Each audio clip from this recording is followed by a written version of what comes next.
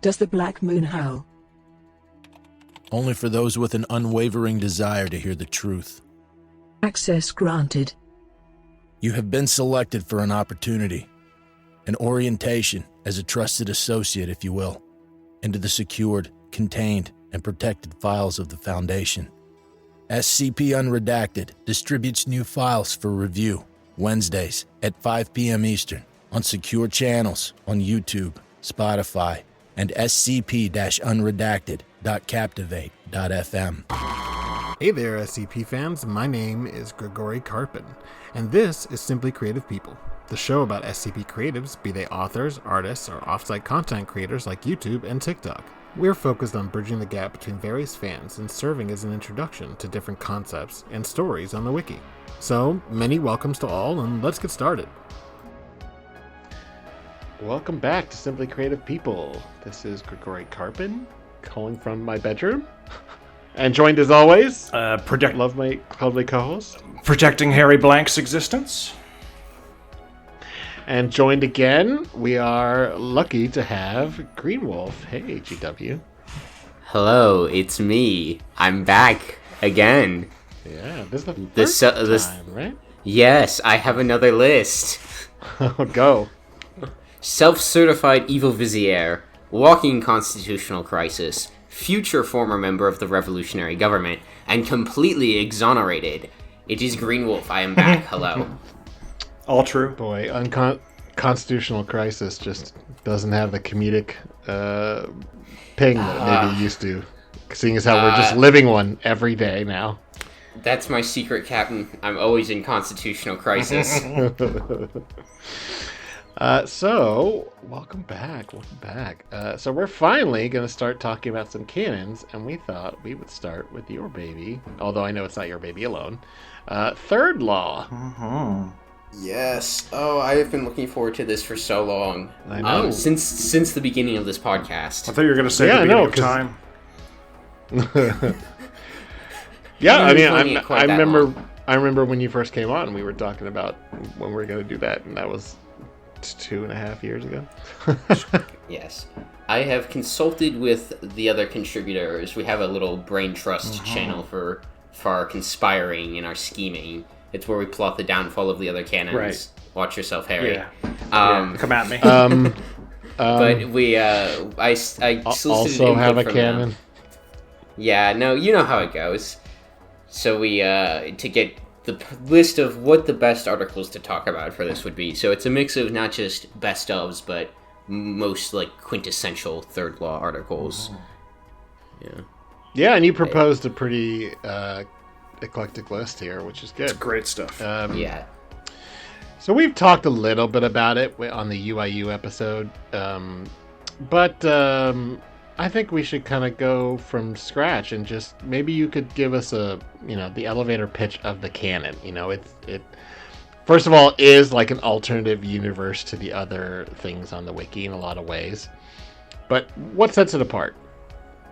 For a while, it used to be that Third Law was different because it was one that had a more active foundation, one that used more paratech and more anomalies, and that's kind of become more standard now. And I guess what I would say these days, what sets Third Law apart is that every action has consequences, and those consequences have consequences down and down and down, and it's the kind of canon that really thinks about things and this sounds really pretentious, like everybody thinks about things, but in that kind of like expanded universe type of way where every single person in the scene has their own story going on. I don't know. It's grounded in a very like thorough, rigorous application of like paranormal science. There's a whole thaumaturgy system, and so the magic works in a consistent way throughout, and there's multiple overlapping plot lines. There's no singular central storyline, but everything connects to everything else. And I would say that there's kind of an interesting focus on geopolitics and like the functions of government and also laws. Like law is definitely a thing here, and then not just in like you're a lawyer and that's what you want to write about, but also like in an interesting way where like this isn't about court cases. This is more about like, oh, well, there's a treaty between this person and this entity and this entity. So how would that work, and what sort of conflicts might come up from that, which I like a lot. Yeah, it's very much about how would the real world, kind of grapple with the existence of these things if they were real. Yeah. In addition to that, you've also got very detailed stuff with technology and paratechnology, and it's a good place for mixing crazy thaumaturgy with crazy technology, with real technology, with geopolitics. It's kind of like Tom Clancy's SCP if Tom Clancy was better at actually writing people. Yeah. I mean, I think that's the thing that I find the most interesting is that, you know, you could do a UIU series in any SCP canon, or, you know, just not even in a canon. But there's something just incredibly fitting about there being UIU and GOC and, issues with, diplomatic relations with New Atlantis and, et cetera, et cetera. It just fits so well, all these different pieces. And you can have stuff like Speed Demon in the sequel, which we'll talk about, which is more like kind of out of this world cyberpunk stuff. But because it all fits in this very grounded in big air quotes way, it really is interesting. I like the fact that there's a big focus on sort of the details of everyday life. Not about going to the store, but like how, the idea of like setting up, that there's para-law and that there's, whole functions and sources of that law, and it all exists behind the veil. But there's so many people behind the veil that like you would have to have some sort of systems involved. Yeah, it's definitely very focused on details in that kind of Edgar Wright-esque sense where every detail is deliberate and matters. Like, within any given story, there might be 5 or 6 different, like, throwaway details that, have entire stories behind them that then get followed up on, or maybe don't, but it never stops growing. So there's a lot of breadth and there's a lot of depth, and realistically, there's no end to the different types of stories you can tell within Third Law, as we're about to see today. But, I mean, right now there are 2 Third Law teams in the public domain contest, and, I can tell you we have very different stories planned, and you're going to see some more of that width on the canon. You should have had 3 teams. Well, you could do the third one and call it the third Law team. Never mind. Okay. It's a terrible idea. I take it back. Next time, baby. Yeah. So I mean, I think what I would want to know is, I know you were kind of involved pretty much from the beginning, right? Yeah. So how did it originally grow out of? I know I don't know did 3 Portlands predate Third Law, or did it kind of happen concurrently? 3 Portlands originated in one of the very first Third Law tales, and specifically the second one that was written specifically with the intention of being used for the canon, because there's a few articles that were written that were then incorporated into the canon. Those are mostly ones I wrote in late 2015, and then the ones from the Mobile Task Force contest, because what happened was, after the contest, we had this body of articles, and I said to ARD and Ty Gently that, maybe we should form these into a canon. I want to keep working in this setting, and I had big grand ideas, and it has been kind of my project from the start, but I'm one of the 3 original co-founders, and Sir Pudding was involved in the Mobile Task Force contest as well too, although he has since not really written anything for the canon. Sure. But so we decided we were going to make a canon, and we originally were just focused on Prometheus Labs and paratechnology, and there was kind of an idea that it would be kind of the Prometheus Labs counterpart to Clef's GOC case files, and it grew beyond that very, very quickly. But you can see that kind of focused in those first few tales where it's like, here's about, a Prometheus Labs project from the 90s to develop an AI, and then here's, one of their spin-offs after they fell apart, developing electronic telepathy. And Prometheus is still a very large component of the canon, and it's still very heavily focused on technology, but it is really important that 3 Portlands was like the second thing written for the canon because it did also give it room to grow outwards into other areas. And in this one, Prometheus Labs is also defunct, right? Like it is. Yes. Okay. Yeah, the conglomerate broke apart in 1998. So there's a bunch of offshoots of like former subsidiaries that are now independent companies, and there's a lot of PL Tech still out there. There's people who used to work for it, but it's not a single company anymore. And it's not like this universe started, the idea just because of Prometheus Labs breaking up, but that has like a really strong influence over a lot of the things.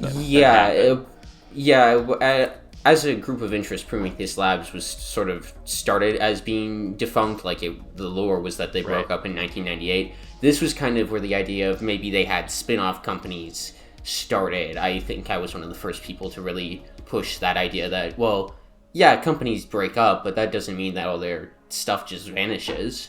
Right, yeah, totally. We talked about some of this. Was it your first episode when we did Prometheus? Yes, it was. No, I think UIU is your first episode. Or was UIU? Yeah, one or the other anyway. I think it was either way, you were on both. So yeah. Yes. And you weren't there for Anderson. Did we just do Conwell, or did we do you and Conwell? I can't remember. We did just Conwell. Yeah. Oh, good. Which leaves open sort of the having an episode of like 3 Portlands and doing some of your guys' Tale series that's around that. There's a whole Merlot Thorn cycle that overlaps between the Anderson and Twisted Pines and Third Law stuff, and it's fun. Conwell is my favorite author on the site, and I love working with him. Yeah, no, Conwell is perfect. Yeah, he's great. So you just want to get into it? Yeah.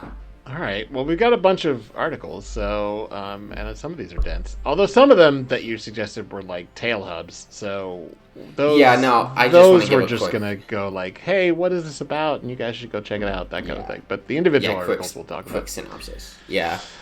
Okay, so the first one that you picked was New Atlantis, which was by Chewbacca. Love this. It was me and Chewbacca, actually. Oh, okay. Collab. Yes. I don't always co-author articles, but when I do, they're very good. Not to toot my own horn. Wow, stealing credit from our guest. That's great. Thanks a lot. Well, I just looked at the history. That almost never works. Good job. No. Well, I work a lot, so. Grigori Karpin looking at Series 1, he's like, wow, this was all written by Far 2. It's weird. Wow, that was... a deleted author. Deleted account. That's my favorite author. Anonymous. Yeah. You suggested this one because it has a good mix of everything that Third Law has to offer, and it has that hook for... I just like it because it's such an... It perfectly, like, encapsulates, like, what is cool about Third Law, in the sense that there's weird, crazy science, there's weird, crazy, like, supernatural shit, but then also... Those people that do those things have like actual lives and then create, communities, and those communities have to have diplomatic relations. Yes. New Atlantis. It was originally going to be New Atlantis, Kansas, and then Chu convinced me to put it in Arizona. And this was for the better because it did make the article move much more quickly because I am a nerd about Arizona and know its history. Either way, it would have been funny, but I gotta say, combining the Atlantean symbols with the Arizona flag is really, really funny. Yeah, it's particularly funny because this is a Serpent's Hand format, which we talked about a bajillion years ago when we did the Serpent's Hand, but it's got annotations. Right. It's got annotations from relevant characters all over it, and of course. There's an annotation calling the Arizona flag the best flag, and the author of that annotation is just GW. I exist within my own universe. Very meta. Apparently. Very meta. So New Atlantis is added... Atlantean colony located in the state of Arizona and the capital of their revived civilization, established by ancient Atlanteans recovered from their stasis within the untimely mirror. And then there's fucking 1, 2, 3, 4, 5, 6, not 7 footnotes on that about people arguing back and forth. Untimely mirror, which by the military of the United States of America, New Atlantis is afforded the patronage of the American government through an uneasy alliance secured via political marriages between the members of the Atlantean Senate and the officers of the United States Navy. Oh, yeah. I genuinely think that's so funny because that would not be the good basis of any diplomatic relationship. Oh, Like- yeah, no. Like, wait, okay, so you're an officer in a foreign nation's army or armed forces, Navy in this case, and you are an elected official within this new nation. Okay, yeah, let's get married, and then that'll be the basis of it. No. It gets even better when you see who it is. I know, yeah, Roman. yeah. They're Roman-style senators. They're not necessarily elected. Fair enough. Representatives, then. Although treated as a foreign power by the United States and UN diplomats, New Atlantis is only quasi-independent, and it is legally a tribal nation equivalent to an Indian reservation. There are extensive and growing entanglements between the Atlantean ruling class and the American political and military elite, much to the concern of the international observers. Yeah, that doesn't sound great. So, as a reminder, we talked about this forever ago. I think it's 5525, right? Yes, yes, it is. Where the U.S. tries to annex the original Atlantean, city, which is under the waves, and they find crazy cool weapons that all goes hilariously wrong. And I guess through that process, they were able to find a whole bunch of Atlanteans that were in stasis, and they pop out one of them so that they can hopefully get her I can't remember Admiral Lindsay, her like expertise in using those weapons, and then she immediately turns it around, steals the mirror, and pops a few other people out, and then starts fighting a guerrilla war against the United States from within Arizona. Yeah, and they seize control of Glen Canyon Dam and hold it hostage. Like, it's just so good. Yes, and eventually a truce is negotiated, and part of how they do that is they're like, hey, look, the U.S. has a bajillion aircraft carriers, and the Atlanteans are like, oh my god, we've never seen so much ship. Because they, of course, are enamored with naval power. They would be. Yeah, and the political power within New Atlantis is entirely related to each individual's naval or family's naval experience or capabilities, right? Yeah, no, it's a maritime empire, which makes the fact that it's in the middle of Arizona very funny. It's fucking landlocked maritime. Yeah, they're so in good. They're in the bit of Arizona that's up by Las Vegas, where the Grand Canyon is between you and the sea. Yeah. Just not only is it landlocked, which would have worked for Kansas and would have been just as funny, but also it's just one of the driest and hottest parts of the United States. It's so funny. Yeah. Also, there's a little naval facility there to facilitate the cordon around it to keep normies out, and I thought it was very funny to have naval support facility Beaver Dam, because that's the name of the locality that it's in. Right. I really like the fact that there's the Biltmore Treaty signed and at the 1980 wedding of John McCain III and Merchant Senator Cindy Lou at the Arizona Biltmore Hotel. Oh, I've not stayed at the Biltmore, but I've been to events there. It's a very nice hotel. It's like where presidents used to stay when they visited Phoenix. I mean, the Biltmore in Los Angeles is incredible. Yeah, but yes, this does mean that Meghan McCain is half Atlantean in Third Law, and that's going to be important later. And by later, I mean 10 days ago. Right. Yep. I hope there's going to be lots of plugging involved here. Unfortunately, we've not quite gotten to that bit in the story.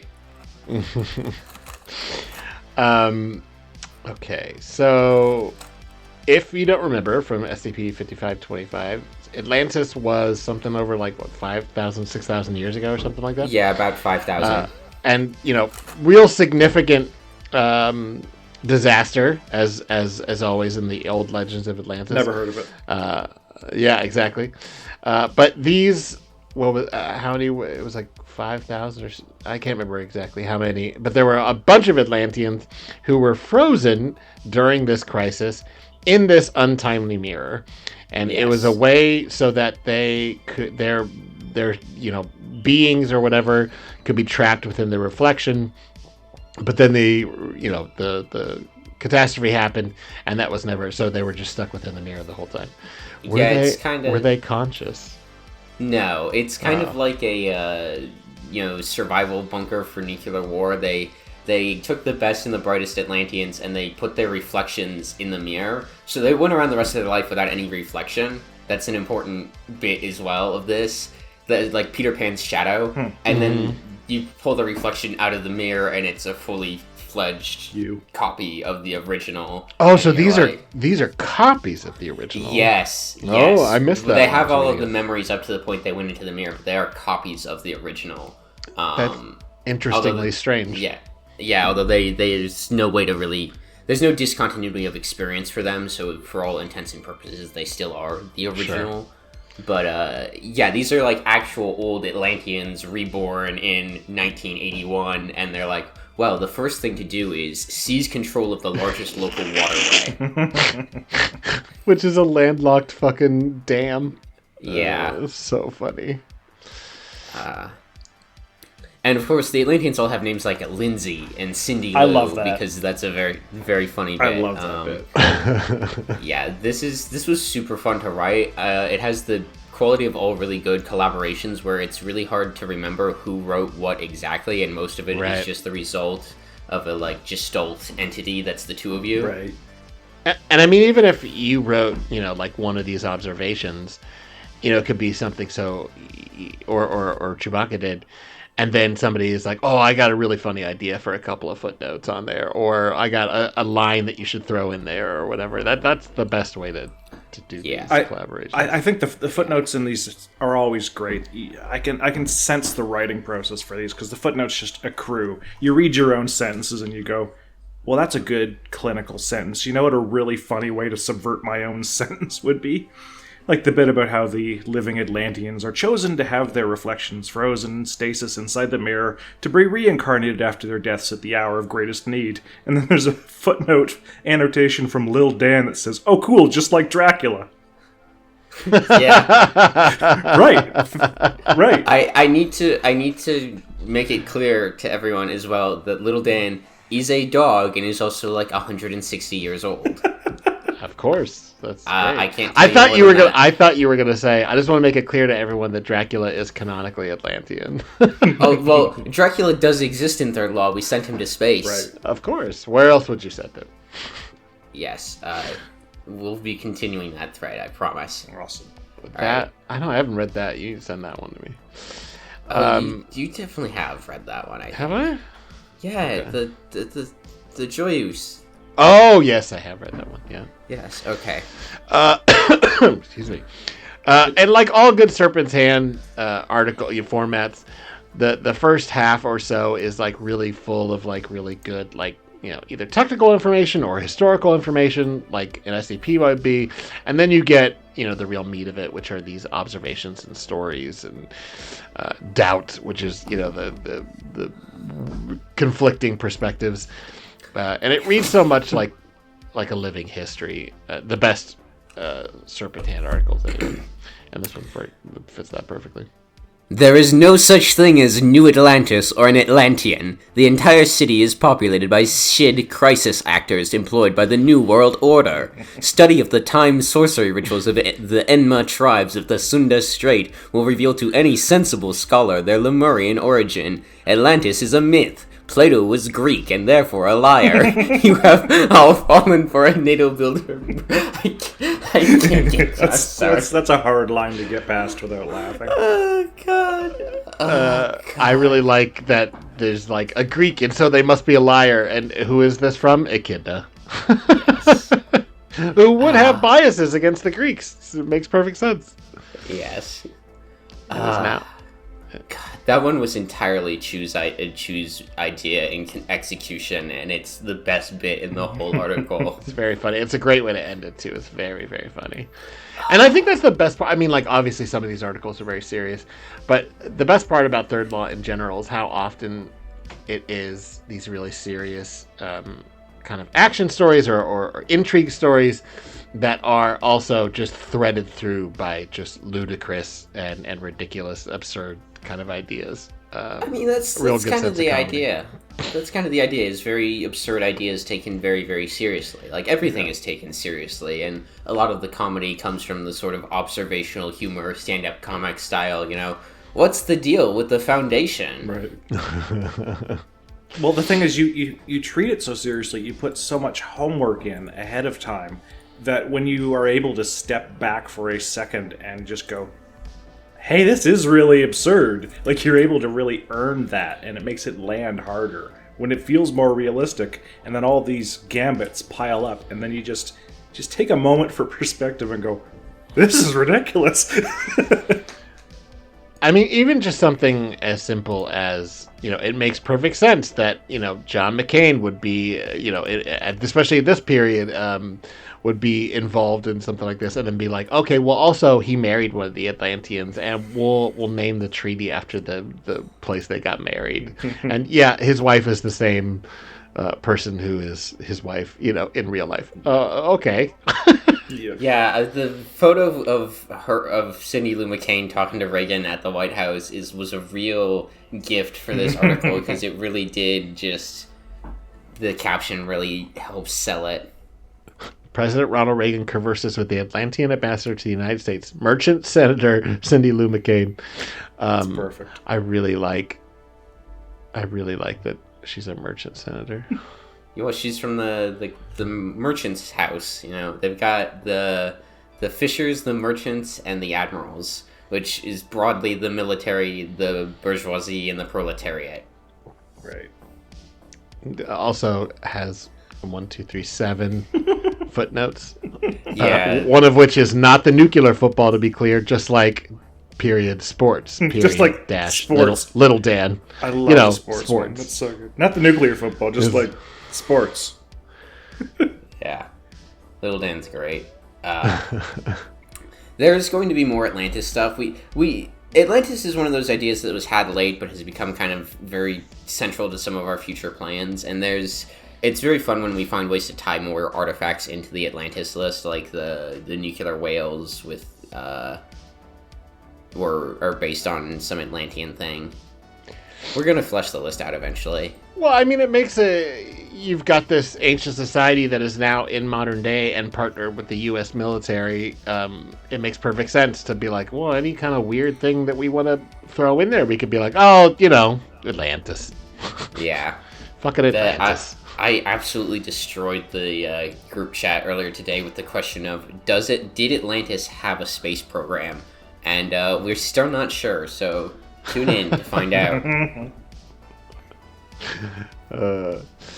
But yeah, I mean, I think there's a lot of depth to this one, like there is in a lot of these articles, but really each paragraph kind of like pops off with something hilarious. Like just the process of them taking over the dam, and then how that all flushes out is just like, it could be a whole article by itself. It's just very good. How about the fact that their far right party is affiliated with Scientology? Yeah, I saw that. The Sea Org. Really? Sorry if your podcast gets destroyed now. Oh well. We are not notable enough to be destroyed. Don't worry. I don't think mentioning that Scientology exists will be enough. You, on the other hand, you're in trouble.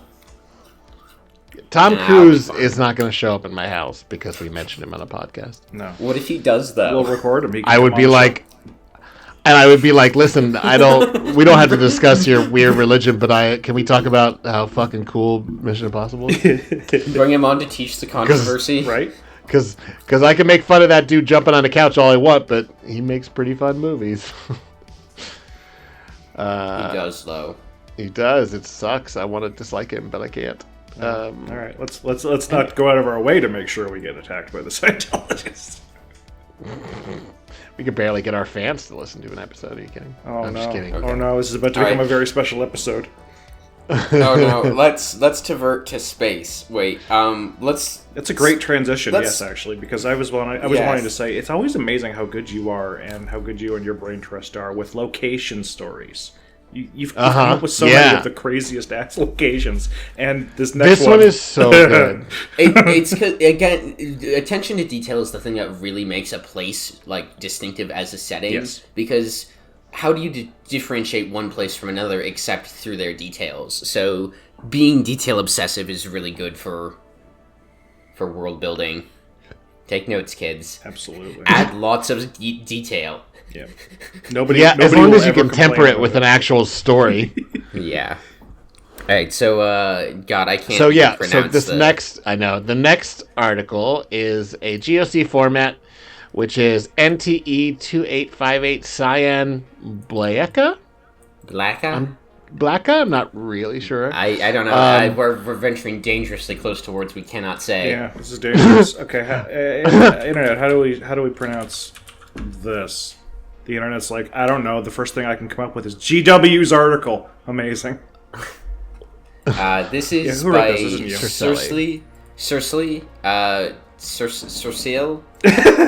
Is this why the title's so hard? Terselli? Terselli? Yeah. Or Cercelli? Yeah, it's supposed to be circle, but I don't know how you get that pronunciation from that name. So in my head, it's always like Cercel. Circle. Yeah. Circle. Yeah. I always see it. No, my I can see first that. 4 letters immediately make me think SAR. Circle. It's one of those like circle. Yeah. It's It's one of those GOT. It's one of those GOTI is pronounced fish things. You know. Right. I'm still mad that you educated us on the actual pronunciation of GEAS. So Yeah. Gosh. Yeah, I think we complained about it in the last episode, even. I did bring it up because it's ruined my life. All right. Okay, so article this we can't pronounce is by a person we can't pronounce. Go. Yeah, it so is other definitely about a place, but it starts off with an object, and this object is an electrothalamic analytical engine powered by the captured spirit of English polymath Charles Babbage. Love it. You know, one of as those. you do. Yeah. An advanced mechanical prototype commenced in 1863 and linked with Babbage's consciousness following his physical death. Capable of calculating and implementing advanced thaumaturgical workings, these operations were designed to control the axial rotation of rogue asteroid 8837 London via ectoplasmic manipulation, creating artificial gravity appropriate for human habitation. So, yeah, this is about an asteroid that when the dude was like, what should we call it? We'll call it London. Like, it's referred to, you referred to this as Other London, but like the official title, it's actually just London. And that's so funny because it serves as a waygate between London Bridge in London and London Bridge in, which part of Canada? I can't remember. London, Ontario. It's London, Ontario. Yeah, it's sort of a Three Portlands thing going on, but in the other way. Yeah, it's right. 3 Londons, you know. It's Blackfriars Bridge in London and London and London. Mm-hmm. There we go. Yes, they were gonna. Right. It was originally going to do London Bridge, but that was just a misunderstanding in the conversation between the characters. That's right. That's right. Did you know there's a London Bridge here in Arizona? Yes.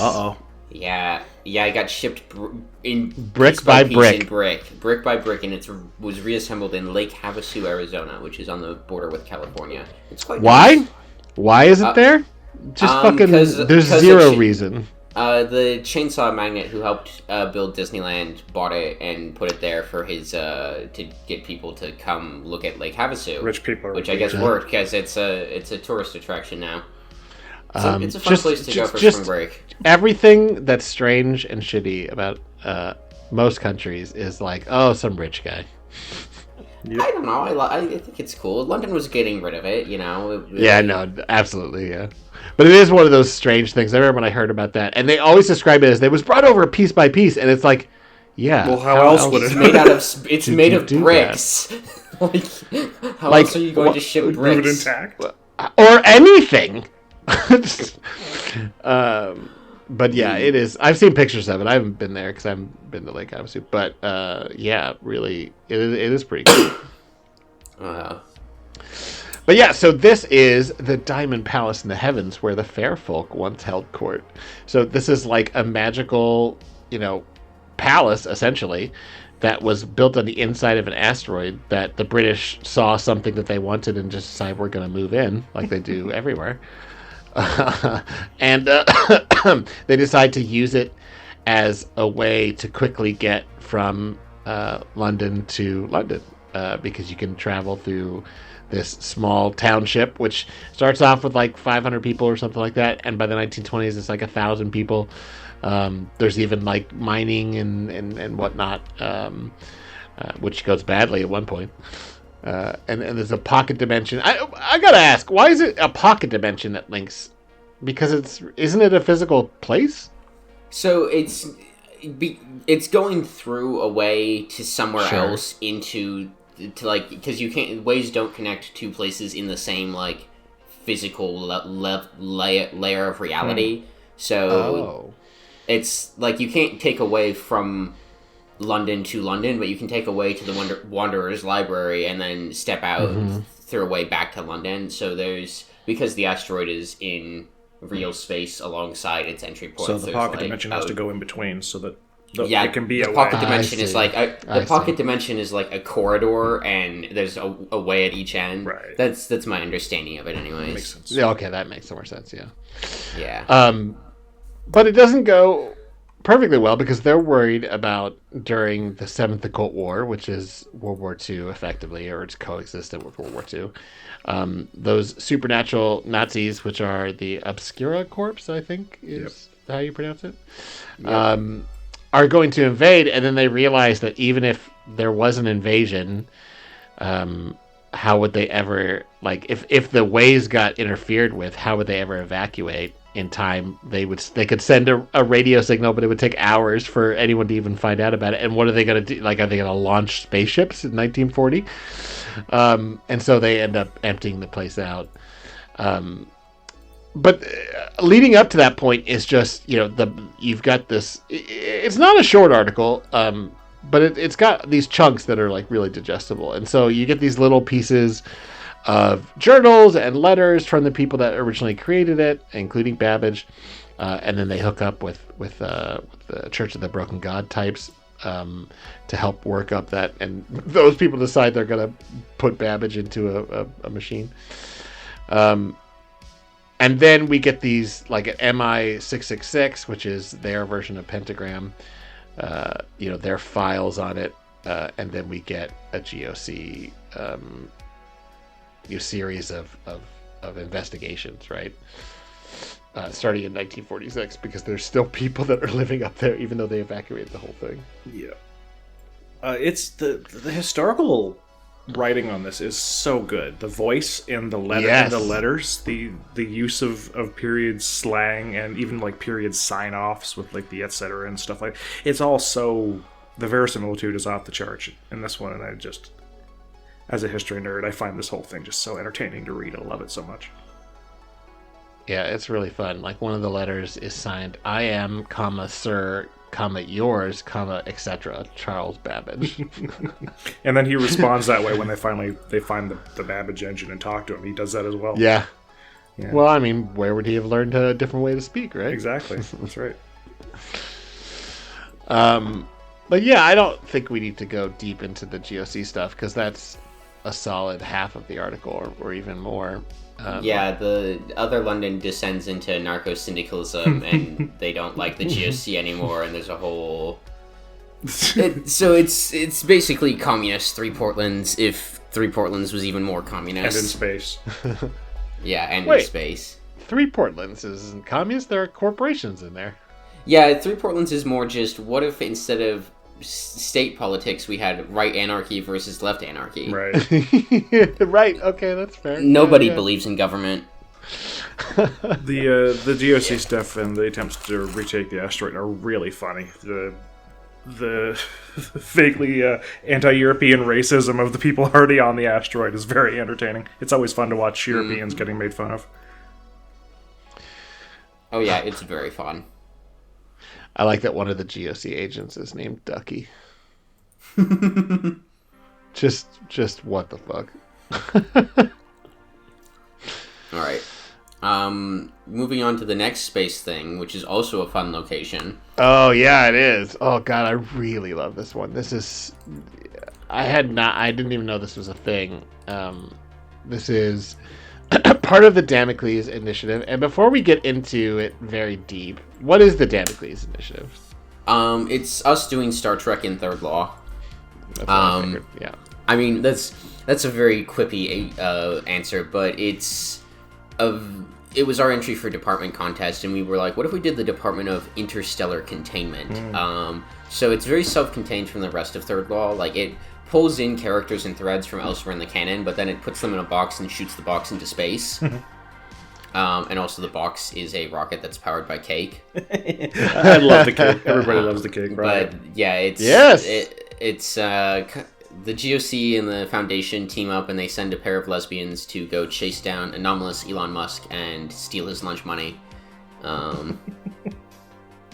Yeah, Hector Canberra, who is a fifthist, has decided to try and meet aliens who he thinks are God, and the Foundation has to chase after him and stop him. It's very fun. It's all very hard science within the realm of science fantasy that we've constructed. I did do a lot of math for this. So the ship as described would actually work. If you had an endless cake, yeah. Yeah, if you had Keter cakes. Did I mention it's Keter cakes specifically? No, I don't think we've talked about that article. So, why don't you very simply break down how that how these spaceships work? Classic Series 1, like SCP-782 Keter cakes. They're cakes that replicate every 24 hours unless eaten by a human being. But also, even if they're eaten, they do respawn within 24 hours, so you can never get rid of them. You can only keep them from growing. And anyways, they send 3 of these up to with the Damocles Initiative to use as a source of infinite mass, because they just feed them into the black hole. The black hole that's within the spaceship. Oh yeah, the black hole within the spaceship. Don't worry about it. Yeah. The thing that they're using to power the whole thing, they're using a black hole for their engine. But this is Secure Planet Dossier Site Anvil. Yes. And I love so much that you're just like, hey, we have secure site dossiers. Why wouldn't we have a Secure Planet dossier? Because part of this Damocles Initiative is the idea is to find a way to preserve the human species if there was a world-ending event, specifically like connected with yet another occult war. And so it's the Foundation, it's the GOC, and there's some other people involved, I think, right? Or is it just the Foundation and the GOC? With the Joyous, there's a third nonpartisan faction that's specialists brought in from Prometheus Labs or former Prometheus Labs. With the rest of the Damocles Initiative, it is just the Department of Interstellar Containment and the Task Force for Interstellar Threats. But what's fun about it is that even though the Veil exists back on Earth, the Foundation still keeps people from finding out, not just the Foundation, but about anomalies. Anyone that goes up here, the Veil doesn't exist, so you don't have to worry about that. Yeah, no, the Veil does not exist at Site Anvil. Although they do still keep things in containment, mostly for physical security. Yeah. In the same way you keep nuclear warheads in containment. Yeah, I hope. Site Anvil's on a planet called Aachen. Yes, Ashen, which is named after the court of Charlemagne. Everything in the Damocles Initiative is themed after legendary swords and crusaders and... Of course. Of course. Yes, the code word for the site is Arthur's Anvil, and the logo is the sword in the anvil, which is what it was originally before Disney made the movie. Well... That's okay. I'll let you have that one if you want it. It's not. It's based on the totally accurate. Yeah, it's based on the Once and Future King. But anyway, okay. It used to be the sword and the stone and anvil, and then people just dropped the anvil bit.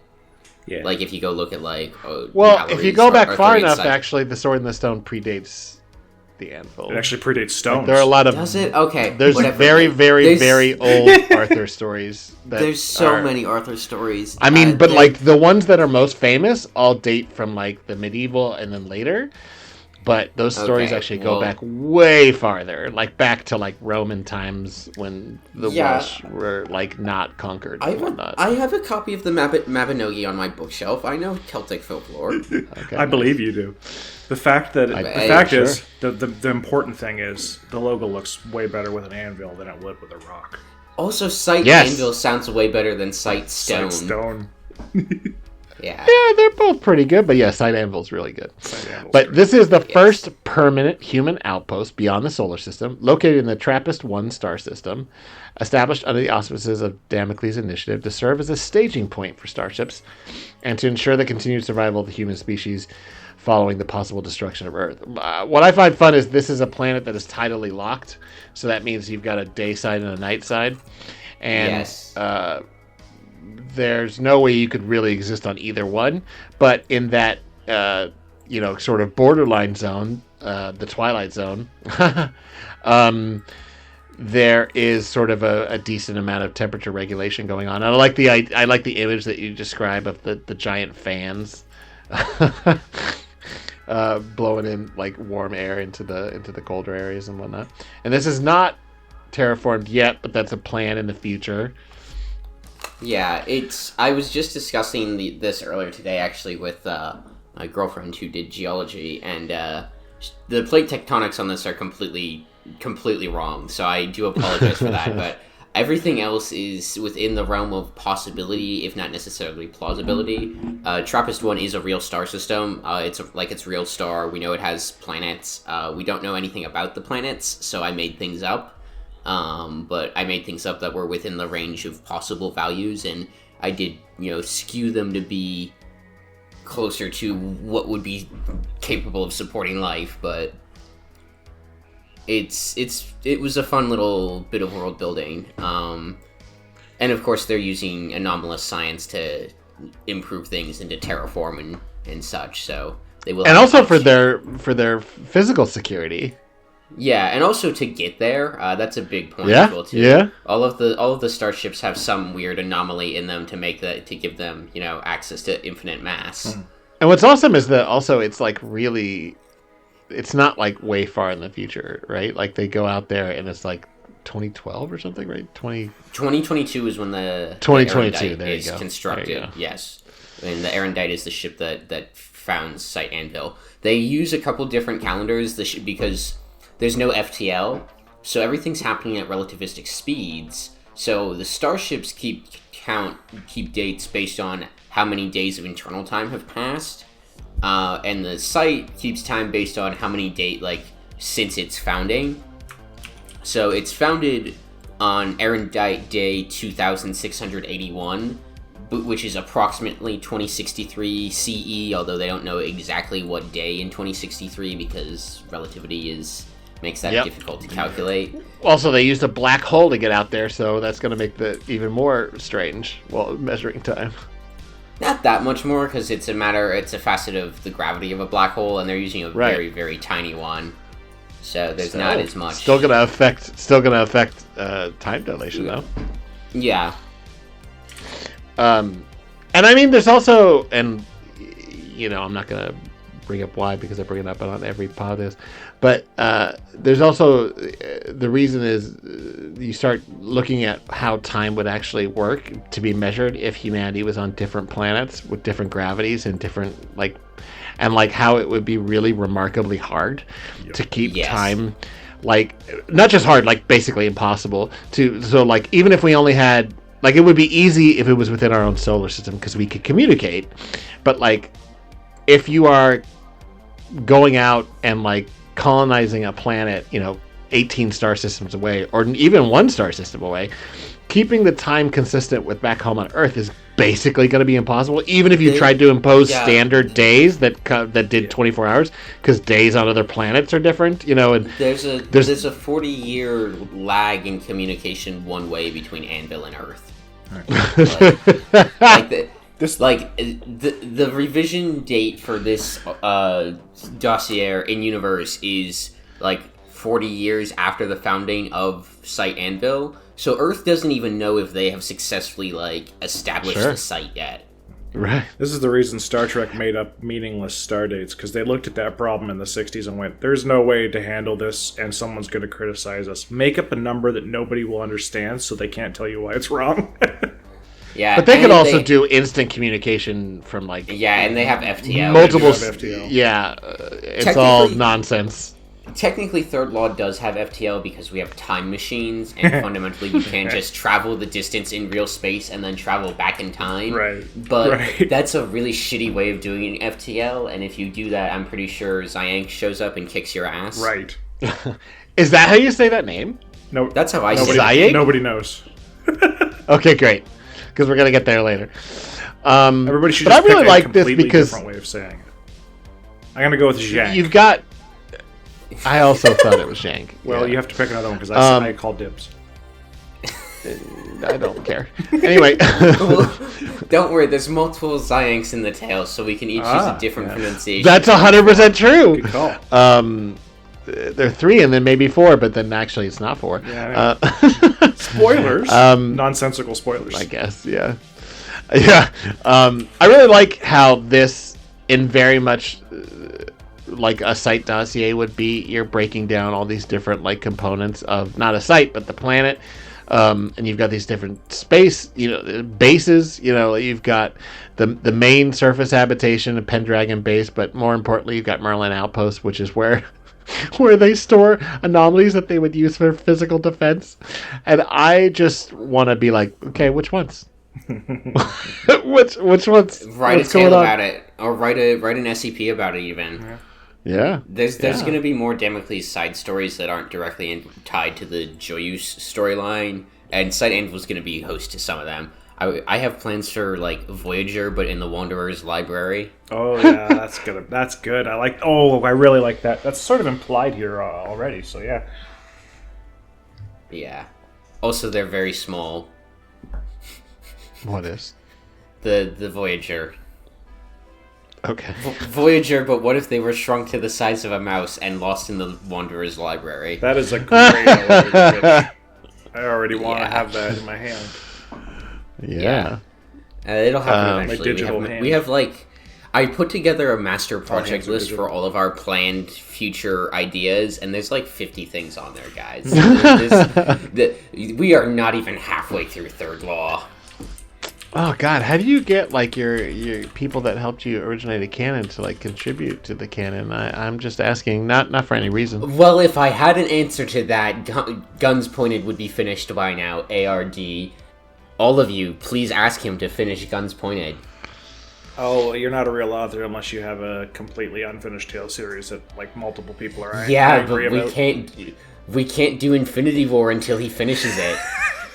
Our version of Infinity War. No, it's literally just Thanos. God, we've been building up to a really, really big thing, which we refer to as dividends, which is the next era of the canon. In the same way that like there's a phase 2 of the MCU, and I hate using the MCU as a metaphor, but it's one everyone understands. Mm-hmm. Yeah, and that's where we're gonna like blow the wheels off. Everything's gonna be, all of the schemes will all come to fruition. The 8th Occult War, all of it.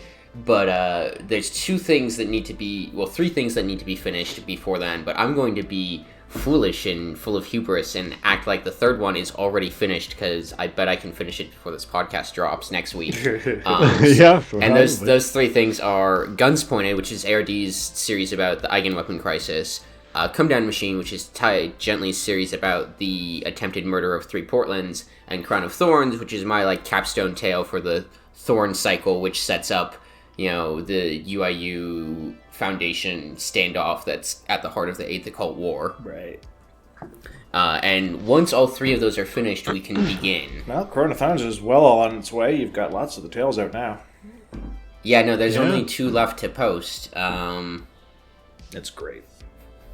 Except when you are listening to this, readers, they will already have been up for at least a day. Wait, you're posting... You have 2 more to post, and you're going to post 2 within the same week? Yeah, he posted 3 in one day the other day. I posted 2 in one day. We've had 5 Third Law things this month so far, and it's not even the end of the month. Right. That's great. Yes. Yeah, this only is the wrote month two of of them. Sarcasm and Third Law. Hey, what? And Sarkic Third Law, we have one of those. We kind of did. That got Sorry. written Yeah, we did. before- That's right. Yeah. That got written like 2 days ago, so it's Yeah. not on the list. Something we kind of it's- failed to cover, actually. The name of the canon. Why? Oh yeah, it's called Third Why? Law. Yeah. Why is it called Third Law? I guess.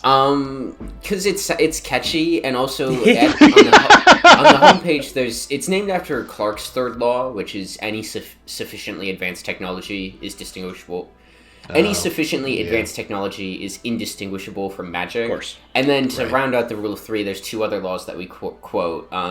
Kranzberg's 12th law, which is technology is neither good nor bad, nor is it neutral. And Newton's third law of motion, which is to every action there is always opposed an equal reaction. And that's kind of those are the core ethos of the canon. Like, technology is magic, magic is technology. Technology is not good or bad, but boy does it have consequences. Right. And every action has a reaction. There are consequences for everything. That's awesome. And like I said, it's a fun, catchy short thing. Yeah. No, it is definitely. This one we become is so used to it that it's one of those things where you I hear a know. term and if you don't have it explained to you immediately, you just won't think about it. You'll just keep calling it that, and you'll eventually say it to somebody and they'll go, "What's that mean?" And you'll go, "I don't know." I have a friend who listens to a lot of those obnoxiously named podcasts, like the. Oh yeah, Simpcast. Thanks for having me on, by the way. You're welcome. Yeah, no, that's We've a not terrible. called No, that. no, none of my friends watch this one. We're not. I'm so sorry that I didn't introduce that at the beginning because I'm going to try to get people to call it that. I do apologize, but I saw the opportunity. You're trying to steal our it's not- branding. it's- Okay. Simpcast. Like I have a friend Simpcast. who, on 2 different occasions, will tell us he's listening to a podcast and it's got the stupidest fucking name I've ever heard in my life. And I'll go, "What does that mean?" And he'll go, "I don't know." And I'll go, "How do you listen to it and not know what that stupid ass name means?" And in this case, it's a great name that most people don't know what they mean. So I had to prompt you to say what it meant. All right. I mean, it's so hard. I mean, God, no return is not much. It doesn't. What does that mean? Okay, well, it mean, let me explain. 96,000 words. It means that you can't go back. yeah. Well, that's true. Done.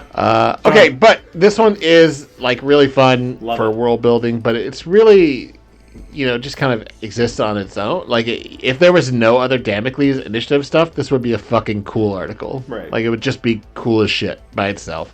If nothing else was ever done with it, there's so much potential here. It's crazy. It's I mean, you could write, if you only wrote stuff about the Damocles Initiative and cite Anvil from now on, it would be, oh yeah, I could see why you would just dedicate yourself to that. It's just got so much going on. Yeah. It's delicious. Damocles is also a sort of subcanon that is easier to contribute to, although no one has done so yet. But if Sure. you want to write something for the Damocles Initiative, it's super easy because it's space. Everything is disconnected from everything. You can make things as connected or disconnected as you want, and there's so many different stories you could tell. Literally infinite stories. Yeah. Good pitch. And if you don't have any ideas, put on Star Trek for a few hours and you'll have some. I'll write a story about a Sarkic colony forming on Site Anvil. Hey there, fans of Simply Creative People. We're mostly unsponsored so far, so I figured I would take the time to mention that you can support the show on the show page at anchor.fm/simplycreativepeople, or if you're so inclined, you can check out Harry or my Ko-Fi pages at ko-fi.com/harryblink or /Grigory Karpin author. Things are crazy tough out there, so if you can't afford any financial support, and trust me, we understand, do us a favor and mention the podcast to someone who might enjoy it, or spread the word online. If we want to bridge the gap between fans and creators, we've got to get the word out to new fans. In many ways, this show is designed to be appealing to new and old fans of SCP alike, as we can all enjoy some discussion about this thing we love, and we can all learn something new. Heaven knows I learn something new every week. Thanks so much, and we love you just for listening. I've been watching a lot of Deep Space Nine lately, and let me tell you something. Star the Trek's best one. really good. Yeah, no, it's great. Yep. It's the best one. Yeah. It's the only one. You know what? I'm not a big Star Trek guy. I don't dislike it at all, but I never really, as a kid, I didn't like it. And then as an adult, I grew to like it. And I tried to go back and watch Next Generation, and I basically just had people recommend episodes because like a lot of them are like really The first 2 seasons suck. I skipped those because Beard before. Yeah, I mean we've discussed. I mean, I know we have, and I mostly just tried to do like a series watch. I just kind of skipped the first 2 seasons because everyone had told me. But like, there's a lot of there's really great episodes, obviously, and people. But that's true of like the original series too. Yep. Deep Space Nine. I'm not saying every single episode, but I did sit through that whole series, and I wouldn't say that not every episode is great, obviously, but it's got so much more. I don't know. The fact that they are a community, I think, is why I'm really interested in it. They're dealing with really interesting and like static ideas of like diplomacy and like conflict between other neighboring systems, and it's just I don't know. It was way more up my speed because I was a big Babylon 5 guy. And this is right up my alley. I love the idea of a story centered around, a space station and the people that live on it. I think it's a fucking great thing. And I can't believe we've really only had 2 TV shows about that. That's nuts to me. People are like, oh, the first 3 seasons of Deep Space Nine are like the worst. And you watch them, you're like, this is some of the best television I've ever seen. Great. It's great. Yeah, it's absolutely fantastic. Yeah.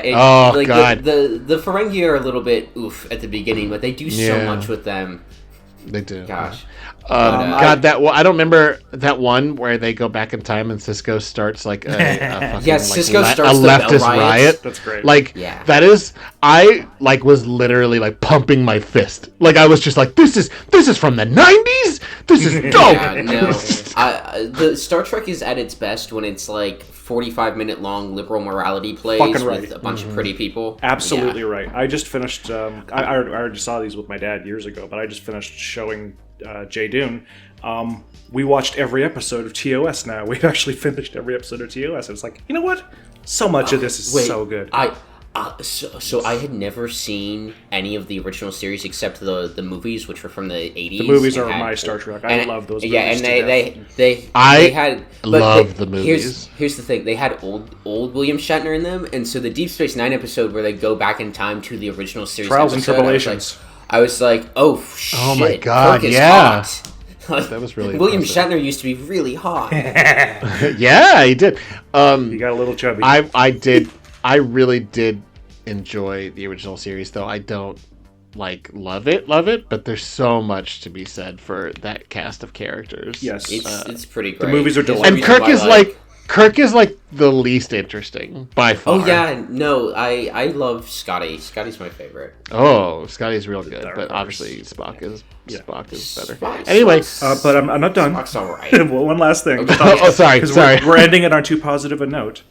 My dad and I have now watched all of Picard, and we're about halfway through Discovery. And my God, is Star Trek in dire fucking straits now? Okay, we can continue. Oh God, you picked the worst ones. You gotta watch Lower Decks. You've got to watch Lower Decks. Yeah. Lower Decks is the best Star Trek. Yeah, we're working. I think it's pretty funny that finally the rivalry between Star Wars and Star Trek doesn't mean anything because both of them are now just bullshit. Yes. Although I will take that back a little bit for Star Wars because Andor is perfection.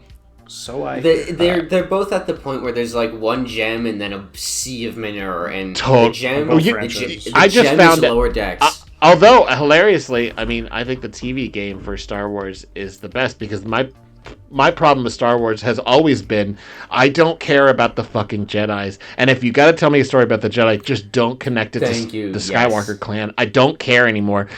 And the TV shows are finally doing that. Like it's like, hey, there are thousands of years of history. Yeah, let's tell a story that doesn't involve fucking Darth Vader. I don't care anymore. Well, it's the same thing with Star Trek and Section 31 Vader, and all this shit. It's like fuck off with that. Fuck off with that. I don't want to see this shit. Do your morality plays again. Hey, guess what? Even This Perfect Society has a CIA. Oh God. And they just won't stop talking about it. Deep Space Nine is so incredible for that because it is really entirely about like testing the limits of liberal non-interventionist morality. Like, at what point do you have to say no? We have to fight to protect ourselves and our idea of living. Yes, because it's not It's not about exploring like new. It's like all dealing with like politics, which I They really handle love. it so maturely, and then they never handle it maturely ever again. I will say, modern liberalism has kind of lost that fire just a little bit. Liberalism never had any fire to begin with. Things were better when everyone was watching Star Trek, and that was the thing nerds obsessed over instead of the MCU. That's or my fucking hot take. this or the Snyder cut. God. Like I have never seen a worse season of television than the second season of Star Trek Picard. It's unwatchably bad. It's so offensive. No. Really? It's I've heard it's bad. It's so bad. I've heard me. Oh well, Lower Decks exists and is good. There's always. What are your opinions? I know this is a big tangent, but I don't care. What are your opinions about the more modern retelling movies? I hate those too. I love the reboots, and I know this makes me persona non grata in some circles. Beyond is one of the best Star Trek movies ever, and Into Darkness is not great, but it's a fun little adventure. Yeah, and, it's my least favorite movie I have ever seen in my entire life, without hyperbole. Oh man, I wish Into Darkness had never been made. It's appalling garbage. It's trash. I will like you guys less if we talk about it more. It's not a good Star Trek movie. No. My point is there are much worse movies out there. There are snuff films that have better artistic merit. Anyways, the first reboot is a very fun Star Trek action film, and also the casting is phenomenal, and it does have like the best line in the entire franchise, which is the whole "Your father was captain of a starship for 18 minutes. He saved like 1,500 lives, including yours. I dare you to do better." Yeah, like it's a good action. That's an incredible speech. And I think Chris Pine is a better Kirk. We really need to move on before I have to respond to that. I'm not joking. I think both timelines deserve to have their due, and I would like to see a fourth reboot movie, but I know that's harder now since the death of Anton Yelchin. Anton Yelchin. God, that was upsetting. Oh, yeah, that was tragic. That's a bummer. You think you can complain about Lord of the Rings, Grigori? If I have to talk about Star Trek Into Darkness, you'll see what complaints are. I'm sorry, I've been told that I don't get to complain about Lord of the Rings. I've never. No, I don't. Rings of Power is bad. In detail, all I say is I don't like it. Yes, and then I move on. Whenever it comes up. Let's not turn this into our complaints about nerd media podcasts. Although it is relevant to Third Law because we're all massive nerds. Let's go back to praising the nerd media at hand. Yes. All right, so nerd, you should introduce this next one. You fucking nerd. This is so dense. Oh god, the Karl dossier. So this is... I didn't realize as I was writing it, but once I finished it, I realized that this is actually kind of a good orientation tale for the canon, just because it goes into detail about a lot of different areas. Mm-hmm. But yeah, this is the Karl briefing, and it is framed as a memo from the director of the Unusual Incidents Unit to his boss, the Domestic Security Advisor. And it's basically the orientation packet for new senators to explain to them what the fuck is going on with the U.S. government behind the veil, and what the fuck the veil even is. I think it's pretty funny that you trust the idea that U.S. senators could know about this stuff and keep it quiet. It's like the Senate Majority Leader and like the chair of the Intelligence Committee. Like I don't know if you've seen. I mean, some of the lately, I don't know if you've noticed some of the Majority Leader isn't exactly a winning personality. This is fundamentally why in Third Law we made Meghan McCain president for this term and not a real human being. Well, I mean, she is a real person, but she is not, to my knowledge, half Atlantean. Yeah. It'd be the most interesting thing about her by far. I mean, I am a little bit worried about doing this because I was like, what's the dumbest thing we could have McCain push for? Annexing the Panama Canal, and then the next day he suggested it, and I was like, oh boy, my hands are too close to the lathe of heaven.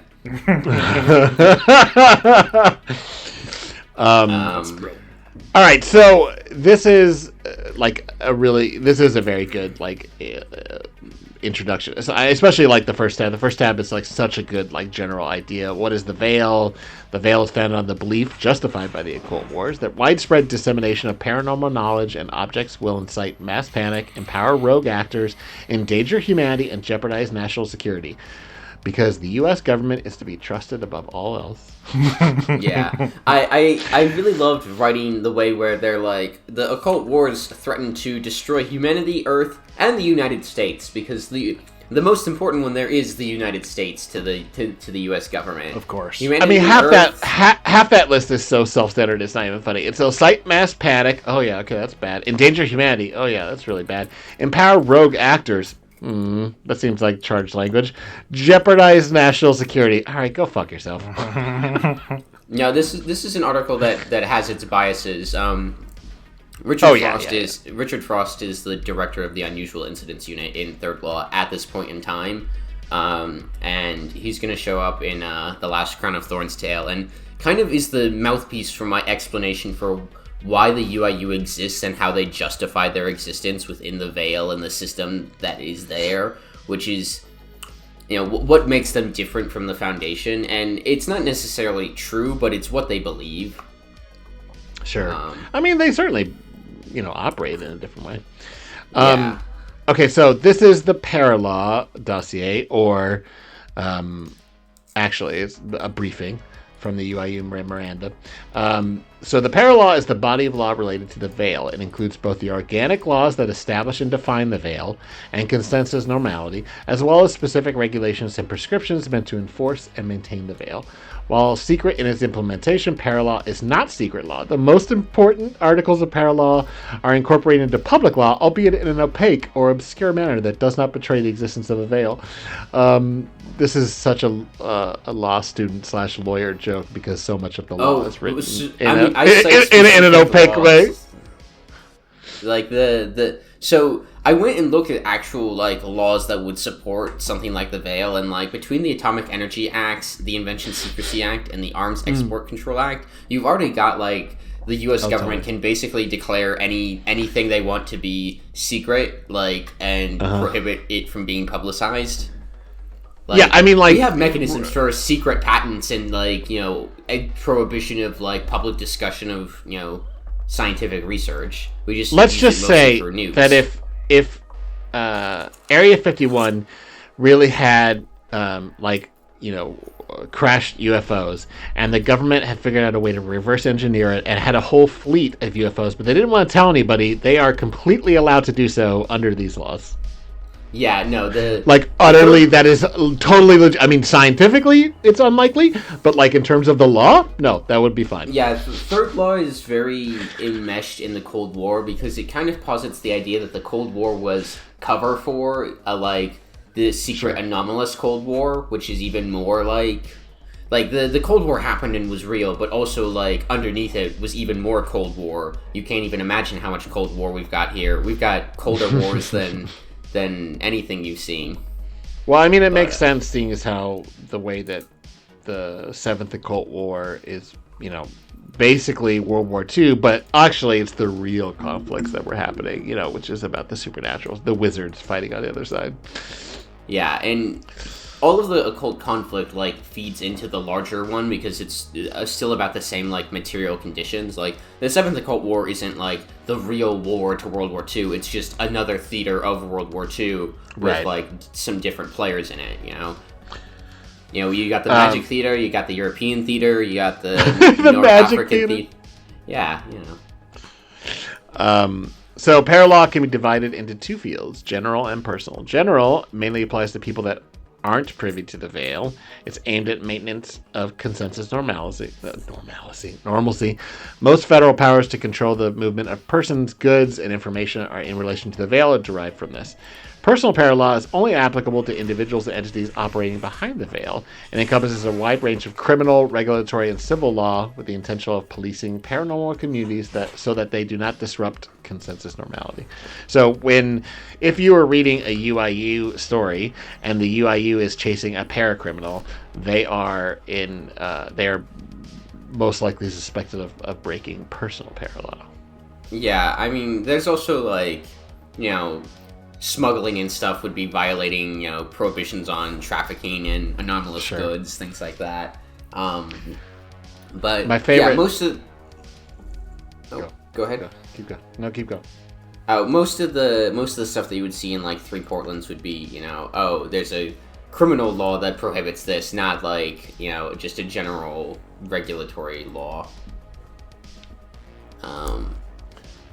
But yeah, they have laws behind the veil, and the veil itself is based in law and is structured in a way to kind of bring order to the chaos of the paranormal.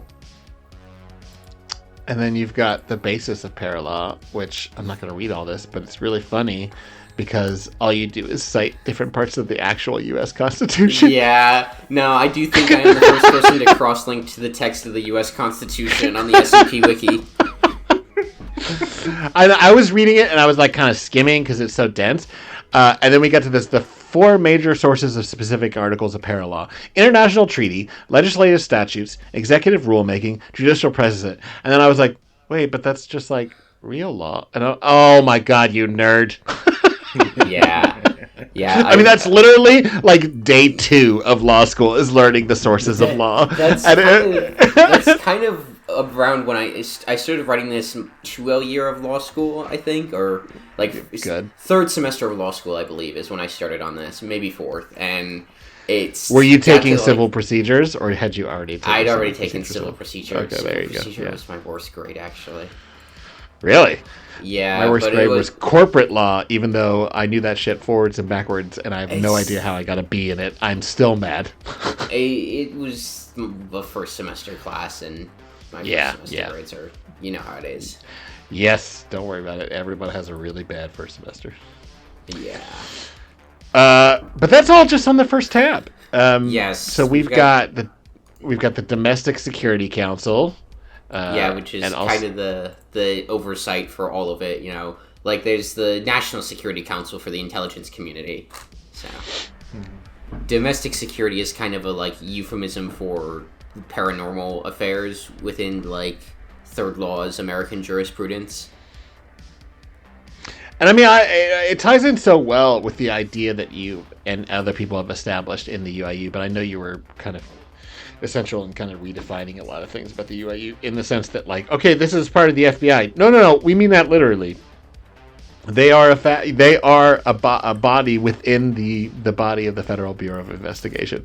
So if you go up high enough, it's the same director, the director that's handling, fucking kidnapping cases, but then also somebody reports to him about fucking I mean, for most thefts of that time, and smuggling of magical grimoire.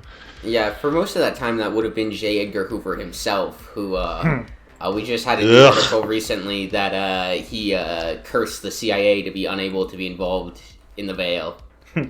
Yeah. Well, somebody had to do it. Yeah, it's a good article. I love taking jabs at Hoover every time I write about the FBI, because it's my FBI characters are protagonists, but I gotta remind people that the FBI is not nice. Nope.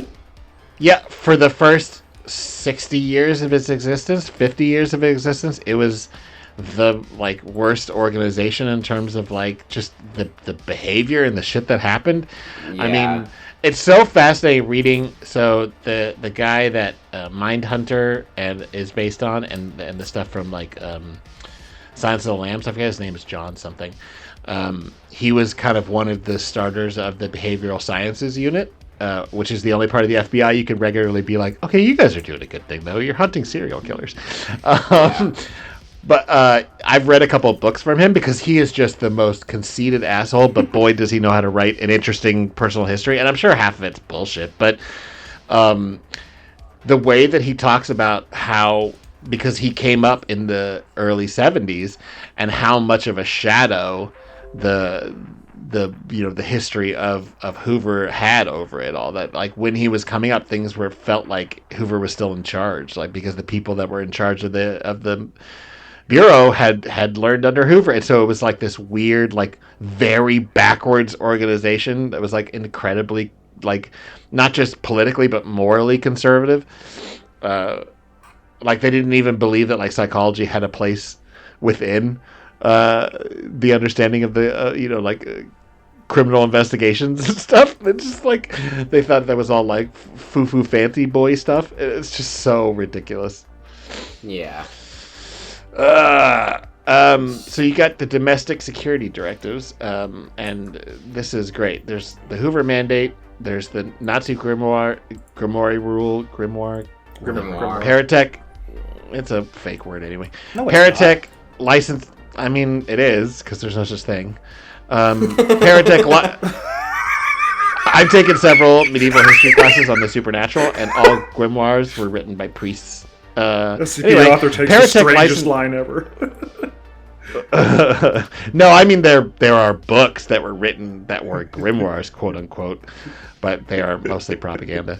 Yes. Paratech licensing. I love the Paratech licensing regime. It's just such a fucking law nerd fucking thing. It's like, well, I mean, they would have to. There's industry in the Paratech industry, so they would have to be licensing and trademark and. Damned embargo. The damned embargo is really good. Oh, also the McCain wedding letter. Love that. Yeah, well, did you see the bit about how Henry Kissinger is used as an informal ambassador to hell? That's perfect, really. Yeah, this continues yeah. He was after kind his of death, he was just kind the of other direction. always your ambassador to hell, really. Practice continued by subsequent presidents, like just because he's still, he's got to be there. He did finally die, but now that he's dead, he's hell's ambassador to the U.S., so it's fine. Yeah, no kidding. It's too good. It's just too good. He died and just went to work the next day. Right. He's just well. Yeah. But yeah, there's the sections on the international agreements, the courts of the parallel, which I find super interesting, but not everyone would.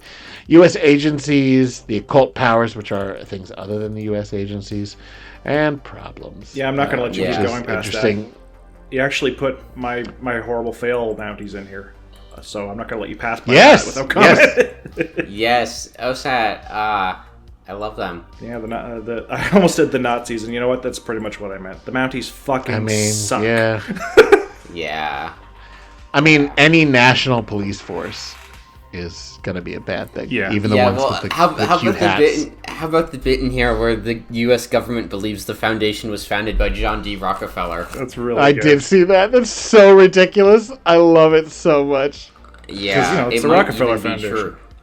Exactly. Thank you. Someone gets it. I got it. Yeah. The U.S. agencies, we got the Infernal Revenue Service, the Undead Letter Office, the Pentagram, obviously, and then you got like the Office of Prophecy within the Library of Congress and The Office of Prophecy.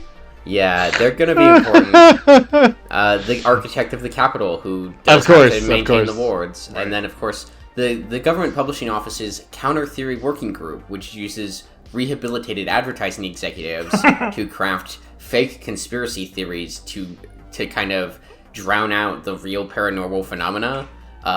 Or it may not even exist, because one of the most successful pieces of disinformation promoted by the Counter Theory Working Group is the existence of a government office responsible for disseminating fake conspiracy theories. So maybe they're not even real. Maybe they made themselves up. This is a beautiful article. It's great. Yeah, I can see a lot of really interesting story ideas just from the GRU Division P couple of paragraphs. Like the idea that the fall of the KGB and the Soviet bloc, but they continued getting the GRU were still involved in terms of para-warfare units, and you could totally draft up a whole tale or even a tale series about some oligarch in Russia that came out of the GRU. It became a tech bro, but in reality he's a paratech bro.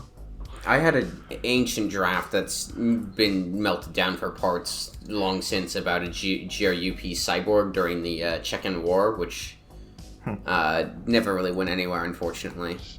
Sorry, the what war? The Chechen War. The Chicken War. Worth the chickens. No. This was the one that. Well, the second one was the one that brought Putin to power. But in the 90s and then the early aughts, the Russian. Is that how you pronounce that word? Chechen? Chechen. I believe so. Yeah. Chechnya tried to secede from Russia, and they had a big war about it. It was pretty brutal. I've always heard it say Chechen. Well, maybe it is Chechen. No. I was maybe just I'm talking pronouncing my it ass. wrong. That's what I do. No, I mean, I wasn't. I just was like, oh, I wasn't one of being those things sarcastic. that, I was like, talking out my ass. I am a noted mispronouncer of words, so. Oh, me too. Yeah, don't worry. I'm just making noises. You That's guys what words are. keep responding like I'm saying words, but I don't really know Yeah, what yeah. you're Canadians don't actually know the English language. It's a Chinese room situation. hearing. Yeah, we're those like we're animals that like we make sounds people think are English, but it's just like coincidence. crows. Yeah, exactly. It's like it's. Your nation of crows. We're just parrots, Have you really. s- That's why whenever you guys do something a little while later, once we've memorized it, we do the same thing. Have you seen that Yeah. Tumblr comic about mouths and linguistic predetermination? No. No. Oh God, I'll send it to you later. But it's pretty rough. Sounds exciting. Not rough. It's pretty funny. It's existential. Got a little Well, all the good existentialism. humor is. It's just our everyday now. All right, but let's go on. Now, the next couple of things we're going to be talking about are Tale series, so we're not going to go in deep. But the first one is Dead Reckoning, which is by Anorak. And it's a UIU series. You mentioned a very good mix of action, character, and setting. And we have already covered some of Anorak's UIU-focused stuff on the UIU episode, so we know Anorak sure knows how to do it. But Yes. I know this isn't your series, but you want to give like an overview or what Dead Reckoning is kind of about? Yes, this series is very near and dear to my heart because Quinlaw is a character that I originated, but I never actually wrote anything with, and Anorak adopted her and took her and made her fucking awesome. Yep. This Tales series is one of the best things on the site. I love it. It's perfect. It's got... Anorak is good at everything about writing in Tales. 100%. I say that as someone who has like been complimented on my dialogue. I know I'm bad at other parts of writing a tale. I know I do really good dialogue. Anorak does dialogue as well as I do, does action as well as ARD does like insane prose as well as Chu or Taylor or Ty Gently do. Like it's like everything about your favorite third law authors is all in this series. It's really, really, really, really good. It's really underrated, and I feel like a lot Yeah. of stuff that Anorak does is really underrated. Like Yes, even the stuff that has caught on is like not as big as Yes, other authors no. that I think are I honestly always less thought talented. Anorak stuff is really truly wonderful. Yeah, it's really good. It's ridiculous. She's got a Seventh Occult War series that's really good as well too. Like she really definitely the most underappreciated author on the site. But Quinn Law, Federal Necromancer, is kind of engaged in a Habian struggle with the Spider, who is a boss within the Lighthouse Mafia, and the Spider has kidnapped Jeb Bush, governor of Florida, and Quinn is trying to track her down and recover the former governor. And there's twists and turns. There's fucking incredible, insane magic because, again, she is a federal necromancer. There's a really good bit where she gets a sidekick who's a talking corpse. Like, there's some... It gets, like, deep and existential about the nature of life and death. It's really fucking good. It's... I like the way that you say federal necromancer, the way that, like... Temporary Agent Cooper secretary. said. Yeah, no. Quinn Law, Federal Necromancer. Federal Bureau of Investigation Special Agent Cooper. Special Agent Dale Cooper. Yes. Unusual. The fact that he said all of it. He didn't say FBI. He says Federal Bureau of Investigation. Sorry, I'm showing my girlfriend that show for the first time, and it is every bit as delightful as the first two times I watched it. Unusual Incidents Unit 8 Special Agent Quinn Law, Right. Federal Necromancer. Right. Like, yeah, she's great. that- I love her. Love I've been Quinn Law. thinking a long time about how I could add to UIU, and I feel like I could just do a total copy of Twin Peaks. Anyway. Do it. Yeah, maybe in the universe of the SCP, like Foundation and the UIU and everything, Dale Cooper's approach would actually have worked and not just resulted in more people dying. He solved the murder. He figured out who killed Laura Palmer. I mean, that really just fell in his lap, but and somebody else was killed because it took him so damn long. But yeah, 100%, 100%. Yeah. That's how police investigations go. You Yeah. know, half the time they Listen, they- listen. The way that I think about things is I put ideas on a board, and then I have someone read them to me, and then as they read them to me, I throw a rock at a glass bottle, and if that rock hits the glass bottle, that idea has merit. right. And before I do that, I give a whole speech about how important Tibet is. Yes. God. I love that show so much. Oh god. The Twin Peaks episode of Psych is one of the most incomprehensible episodes of television I've ever seen. It's great. Yeah, that seems fitting. I love Psych. Psych is delightful, and I realized that Detective Lassiter is just Kenneth Spencer. Like, they're almost the same person. Well, I mean, I don't know. I can't watch police procedural. Fiction is synthesis. Oh yeah, so. Psych's the only one I can even tolerate, and that's because it's very California in its ethos. The only one I ever seriously got into was Luther, and that's because it is the most bombastic. Like, Luther is just Batman without a cape. Like, it's great, and it's Idris Elba, so like you can watch that. I can watch that. Oh yeah, whatever. Oh man, he's amazing. I love that man. Columbo, great.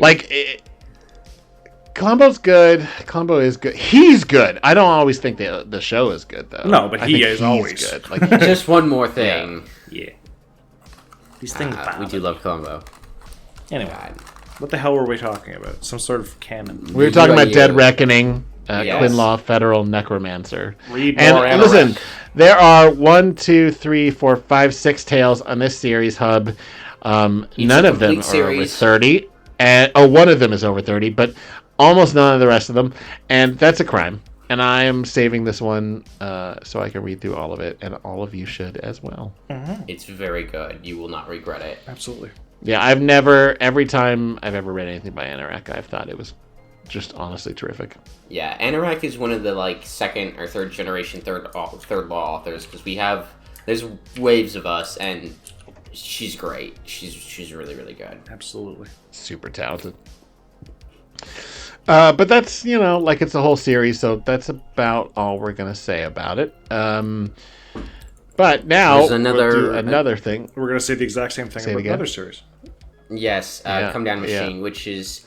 I mentioned earlier, Come Down Machine is one of the, linchpins that we need to, tie off before... Mixing metaphors very badly here. The linchpins we need to tie off. Yeah, it's one of the core threads we need to tie off to proceed on to the next phase of the canon. But Come Down Machine is by Ty Gently. I love it. It's delightful. It is about a conspiracy to assassinate the mayor of Three Portlands. And a reminder, the mayor of Three Portlands is a genus Loki. Yes, is the literal spirit of the city itself. Mm-hmm. So would not be good if it died. This I know is still in progress. I know progress is being made on it. Readers, I am acutely aware of the rate at which progress is being made on this series. But it will be finished. I give you my solemn vow. Even if you give us the song. Even if I have to steal Ty Gently's identity and talented Mr. Ripley style, write the series myself, it will be finished. I mean, that's so funny because that is what led to me just collabing with Metaphysician to do an because several years ago I read this unfinished draft by Metaphysician that when I talked to him about, he was just like, I don't know, I could never get. Hey, I don't know what to do with it. I was like, can I fuck around with it a little bit? And then 12 months of writing later, it's that's what's fun about this site though. I know you're not actually seriously saying I'm going to take Ty Gently's articles, but just the idea that okay, hey, let me see what that draft is. Maybe I can help. Yeah. So good. Mm-hmm. But what is the elevator pitch for Come Down Machine? Other than what if the most useless gay man you met and his boyfriend, a necromancer, were the only people trying to stop Three Portlands from being destroyed because no one believes them. And also they're joined by a Directorate K member who has no idea that Three Portlands even exist until the moment she sets foot in the city. All these series have such delightful premises. Directorate K, yes, the old Caladan skip that we saved from destruction, about a intelligence organization that's stochastic intelligence gathering. Stochastic? Stochastic, yeah, stochastic, okay. Oh, like Socrates? No, it's no. it's, So go ahead, people gathering information without knowing what they're gathering it for, or even who they're working for, and just like anyone could be a Directorate K asset. The waiter at the Taco Bell is actually, or Taco Bell doesn't have waiters. The waiter at the Olive Garden is actually like a Directorate K asset, and is like, this person just ordered this meal, and it gets passed up the chain somewhere, and they get like vague, cryptic directives. It's random so determination. yes. Adam Rowe is the necromancer. He shows up in He will show up in Crown of Thorns. He's in the tale I'm working on right now. He and Thorn summon a ghost from a point in someone's life when they were not yet dead. Fuck you. Yeah. Which is most of people's lives, really, when you think about it. Oh yeah, there's so many ghosts. We're getting into ghost bullshit. Anytime I wander into a new area of the canon, I'm like, ooh, what more bullshit can I create? That reminds me of the light bulbs from Prometheus. Oh yeah, they put ghosts. They put his ghost inside a light bulb. So good. That was so good. But device. segueing nicely into someone being dead before they're actually dead, we got another tale here. Yes, the assassination of Thaddeus Zyank by the coward Thaddeus Zyank. Love it. I don't even remember how Harry proposed to pronounce it. I've already forgotten. Jank? Well, then you do it. Now Jank. we won't be stealing from. Okay, you can call it. Yeah, okay. Isn't that like a podcast? Just Jank, and then you're Zyank. Jank, yeah. Zyank. We could ask Hammer Maiden. God, yeah. I will. Is she here? No. I will God, never. do you think she would come on? Never, We should have her come. You should ask. Yes. That getting Hammer Maiden's approval off of this tale is a high that I will never recapture. I got assigned Hammer Maiden for the art exchange, and I was like, Terrifying. fuck, what? Because I don't know if I've told this story before, but Exit Interview was one of the first tales I read on the site. And I read that, and it completely changed the way I thought about writing and storytelling, and it was the thing that made me want to write for the SCP Wiki. So I've always kind of had a little bit of hero worship for Hammer Maiden, and then I'm assigned her for art exchange, and I'm like, oh god, what am I going to do? And then having the idea just crystallize in my head, suddenly perfectly fully formed, and I got it written out in 2 hours like a madman, and... and then getting her being like, you got it. You're the first person to get it. Zyank isn't he's not real. The future he's from never existed. And I'm like, yes, I fucking nailed it. It's so good. Yeah, this is really... It's such a mindfuck of a tale. That's exactly what time travel should be. Yeah. But to your credit, makes perfect sense as you go through it. There were lots of parts that, and I... not to dismiss anybody's time travel stuff, but that's a trope of stories that I'm immediately like, what are we doing? And I'm perfectly pulled. You really pulled this off. There's so many but then this happens, sort of in the stereotypical time travel sort of way, and yet it all makes really solid sense. Possible futures getting axed out, and then this person's from a future that wouldn't exist if this didn't happen, and then so good. Yeah, I don't usually like time travel. I think most things do it badly, or do it to such an extent where it's done well but is too convoluted to really follow. And so when I do time travel, I try to be very aware of those potential pitfalls. I mean, it's hard to pull off, and I don't think I could replicate this. I have two things about time travel that are both been really successful. I don't think I have a third one in the tank. It's a really hard subject to do well, and the fact that Hammer Maiden has 10 different tales about time travel, I know, really good and really fascinating, is man, I'm never gonna be that good. I don't think She even is. did it. She even did it to the point where she was able to introduce Deva stuff into the time travel stuff, and it worked just so beautifully. I mean, it makes perfect sense, and I'm surprised no one else has done that, given the idea of what 140 is. But that one article where one of the agents finds the cultists from Sarkic and Church of the Broken God working with modern day Davites to like do a future rewrite sort of thing is amazing. Hammer Maiden's Yeah. genius. Yeah. Yep. And Yep. you wrote a 100%. genius piece for a genius, so I'm not surprised she Yeah. liked it a lot. Yeah. So, this also this started is- this also started my tradition of releasing tales on my birthday, which Which you've I will continued this continue year. as long. Yes. Happy birthday. Yeah. It was a few days ago now.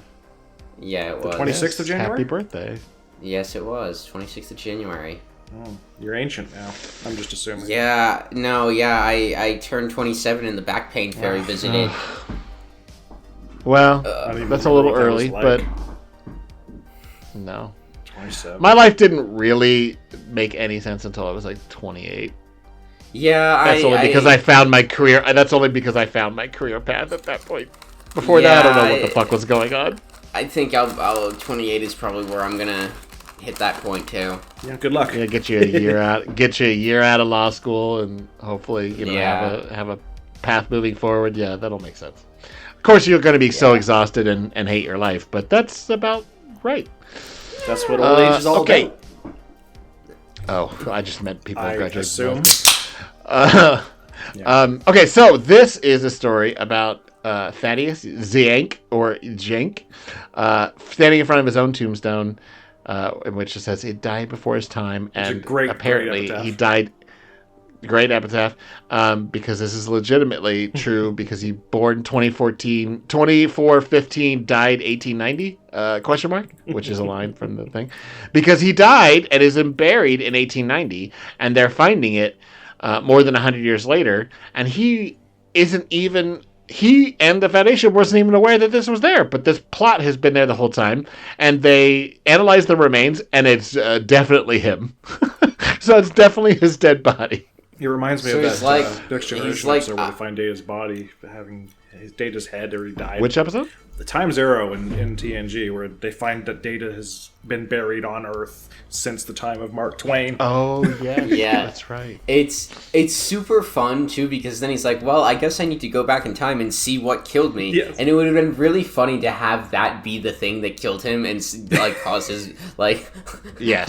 like it's a trap for time travelers. Right. But Right. no, he goes back in time and he discovers that he has been murdered and that the assassin is also him, and then they have a fun little like debate about like the ramifications of time travel and what they're doing to the timeline, and it's like, you can't do this, it'll cause an occult war, and he's like, but if we don't do this, then the future we come from won't ever exist, and it's and then the assassin, well, read the tale and you will see. It's not a long one, and it's not long because it's Yeah, brilliantly dense. It does everything it needs to do as it needs to do it, and it's very readable and crazy. And you can't say that about every temporal mechanics story. Often they're crazy, sometimes they're readable. Rarely are they both, and this is both.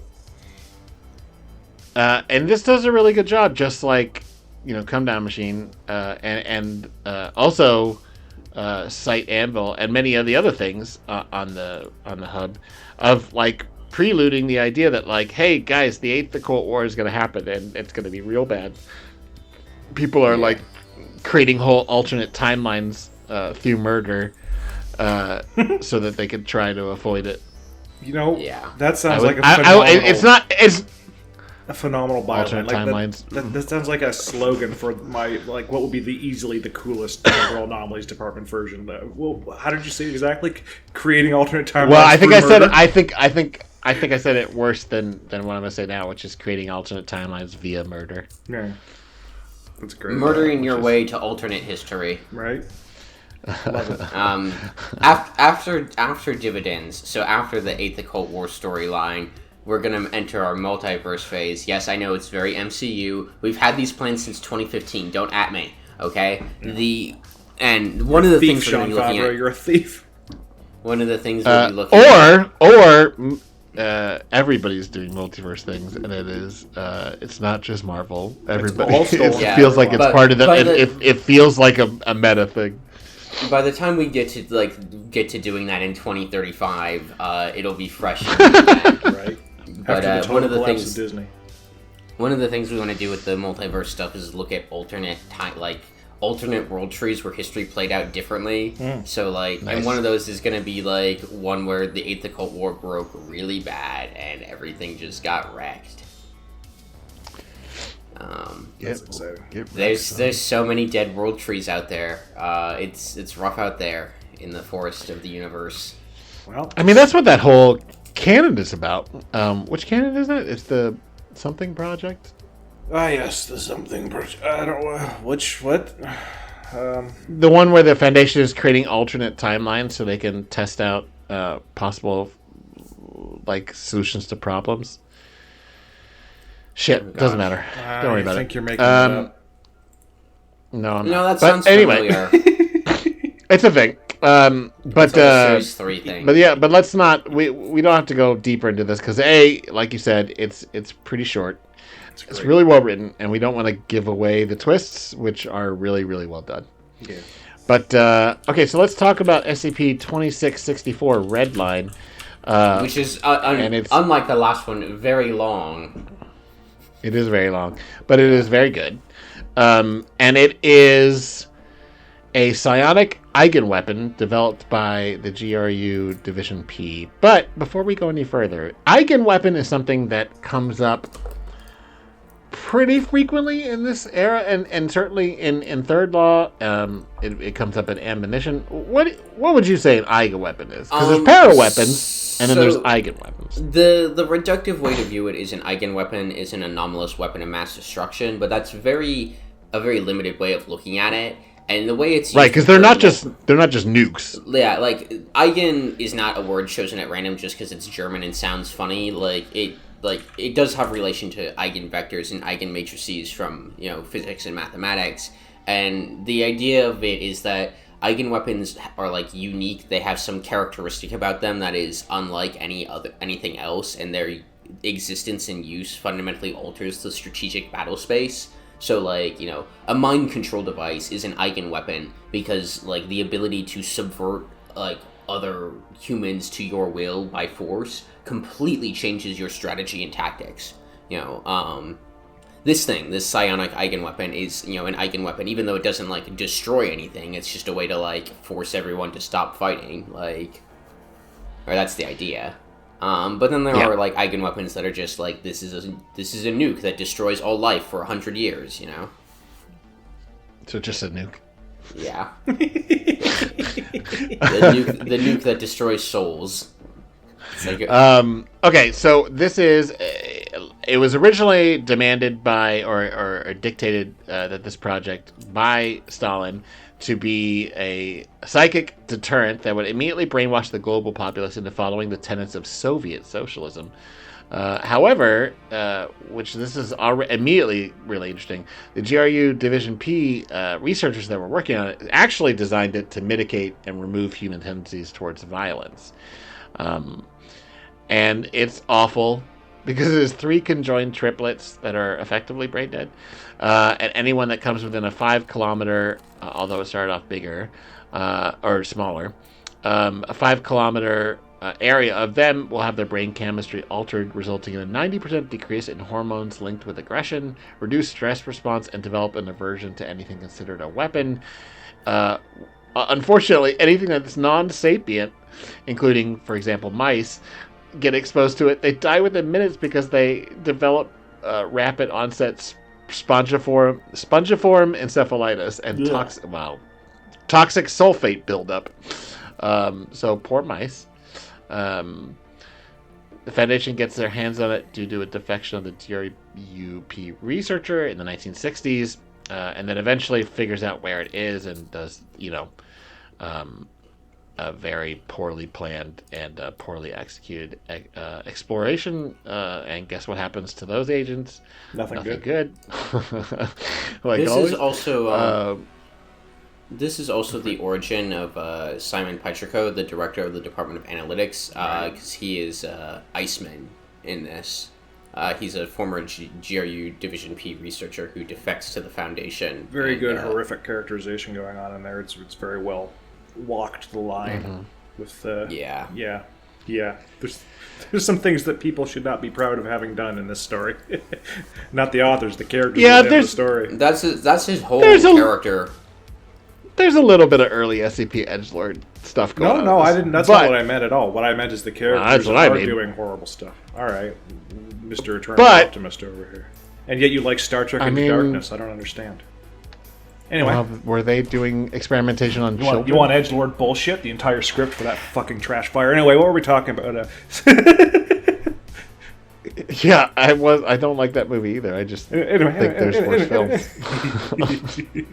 Back to Redline. You ever seen Suicide Squad? Anyway. No. Back to Redline. So, don't. Subjecting a capable mind. So they make it by subjecting a capable mind to massive psychological trauma and inducing brain death. The mind, with its associated consciousness and all its psionic potential, would disassociate from the body at the moment of death. We could then lock that mind into a controllable avatar. They start off doing this to political prisoners, and then eventually realize, this would work a lot better if it was done with children. Mm-hmm. Fuck. Especially three conjoined children. Yeah, and this one is especially useful because it's three children that share a biology. And my favorite part is that they used it against Kennedy and Khrushchev, and that's the reason why the Cuban Missile Crisis did not go worse. Right. I really like that detail, actually, because... Me too. People are always talking about Kennedy, the great peacemaker. So, the Cuban Missile Crisis is definitely two people sitting there going, I want to be the first one to end the world. And then they eventually just decided not to. And, I don't know about the heroism of that. So, definitely there was an outside force convincing these warmongers not to blow us all up. I love that the reason that it didn't happen was, Soviet scientists. Right. It's such the opposite of what growing up in the 80s and 90s would have made me expect. But then I like how the idea Kennedy would have ended the world. I'm sure he would have. Probably, yeah. Luckily, the CIA killed him. Anyway, what I like is that it seems to have been too effective, because right afterwards, Khrushchev cuts massive funding to the GRU. Right. It's left up in the air whether it did even work or not. It's possible that they might have been too far away to affect anything, but you never know, and it's that you never know bit that's such a thorny, wiggly little issue. Yeah. It's such a fun. There's so many stories that are like speculative fiction or alternate history that talk about things, but they so rarely talk about something like, the fucking Cuban Missile Crisis. And I love when people start telling alternative reasons why it happened that way. I think X-Men First Class also had there's a whole plot line about the mutants being the reason why the missiles didn't go off. And it's just I love it. It's just because there's no way that fucking Kennedy was not, ready to blow up half the world. It's fun stuff. But this all goes, typically bad when the GOC gets involved and has another Eigen weapon. But you can read that to find out more. And even though I was making light of the fact that an exploration log goes bad and then everyone dies, it is a fun, creepy going through ex-Soviet bunker type vibe, which is if you ever played Stalker, you know the value in that kind of setting. I don't know how it would use it, but I feel like there's space for something. It would have to be a J, unfortunately, but there's got to be space for something where there's characters doing one of these things and then one of them suddenly goes, oh shit, are we in an exploration log? Because it's always literally the worst thing you can find yourself in. Oh no, we're all gonna die. Oh no, we're in the doomed last entries of someone's dying journal. Right? Shit. Oh my god, did we just find journal entries from a mad scientist? Oh shit. God, just keep your eyes on all the corners. I've had a couple moments in my life where I'm like, oh fuck, am I in one of those and then they did this and it caused them to die. Is this the bit where the U.S. Chemical Safety Board narrator starts explaining what went wrong? At 7:02 and 30 seconds. Yeah, once the seconds come in, it's going really wrong really fast. Oh, yeah. If somebody calls out a time, it's 7:02, mark that. Oh, no, I don't want to be in the room. I gotta go. Yeah, no, I wasn't here at 7:02. I was not here. Important safety protocol is to never start writing down your experiences while this is happening, because then you'll die mid-sentence. Wait until afterwards. That's a recap thing. Right. What were we talking about? Since we just live in Are you talking about Yggdrasil's Surveyor, Grigori? Is that the one you were thinking of? when you were talking about the Foundation surveying timelines? No. You weren't talking about that? Okay, I have no There's idea a what you're series talking 3 that's along those No. lines, I think. It's not. That's a That's very a tale different series. thing. It's a nice Oh, thing. okay. There's No, a lot of... it's a very different thing. There's a lot of skip. I'll figure it out. I can't remember. It's gonna bother. Which one it is. But yeah, cool. Sorry, GW, were you saying something? We were both talking over either. There's a lot of SCPs. There's a lot of skip. God, he's There right. are. He's so right. are. There are a lot of SCPs. I guess it wasn't. It's not on the Canon Hub, so I don't know. I can't remember what it was called, but it was a thing. Anyway, I love you. Oh, I'm sorry, GW. You But go yeah, by, that's about- this is important. I think you go by they them. I just went and checked. Yeah, it's any pronouns Oh, are sorry. fine. Okay, yeah, I was just making sure Oh, because okay. Okay, good. I have a very good old person compulsion, which is whenever I say something like that, I go, actually, let's check and make sure. Which, if more people had that, the world would be a better place. But anyway, always Yeah. good to I was check. going to say most old people. Yes, old for people better or wouldn't for do worse, it. I am still male presenting most of the time. Okay. Alright, Just, yeah. let's see. So after Redline, we've got Powers That Bark, which is, I fucking love this tale. Samsara gets a dog. This is so good. This is Yeah. so And this good. is by Ty Gently. Ty Gently and I think ARD, or is it just Ty Gently? They have mainly... It's both of They're them. the ones who I don't they know. they share custody of Samsara now. Like, It's both I'm of them. not really involved in that as much anymore, but they have plans. This is so good. The characterization is so good. The humor of it is so good. It's just Yes. This is a phenomenal tale. It's so It's much so fun good. to read. It I is. love it. It really is just a cute story about robotic death soldiers learning to be a little bit more human because they need to take care of a puppy. Samsara gets a dog. It's exactly as good as you think it is. Yeah, no, totally. And I mean, it's just full of good characters. I mean, even though, like, I would say, like, I wouldn't have expected a story about Samsara to be this charming. Not because, you know, of any preconceived notions of Ty Gently or anyone else who's written them, but just like, oh, the cyborgs, okay. But this is so charming, like, from start to finish. Them in giddy, almost innocence, discussing why they think it's cool to read Playboy. Is like within the first couple of paragraphs is so funny and not in a, I mean, a little bit in a 13-year-old humor sort of way, but like in this very charming, funny way, because they just seem like, oh, they're so innocent, but they're also death machines. Yeah, they also talk about how much fun it is to murder people quite frequently. The bit where Andrew is threatening to kill Nasher, and Nasher's just like, dog. Is very. It's like you do not know what a dog is for so much. Right. It's such a great story about a dog. This creature loves me unconditionally. What's its game?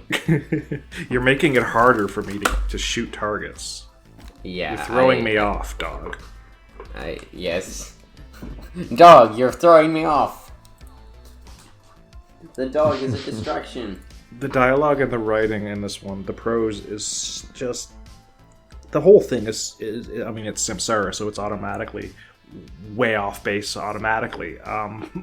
But throwing this bizarre, augmented, nonsense cyborg dog into the story and then just seeing what the characters do with it produces just a stream of solid gold. This is one of the most readable tales I've ever seen. No, absolutely. It's charming from beginning to end. Love it.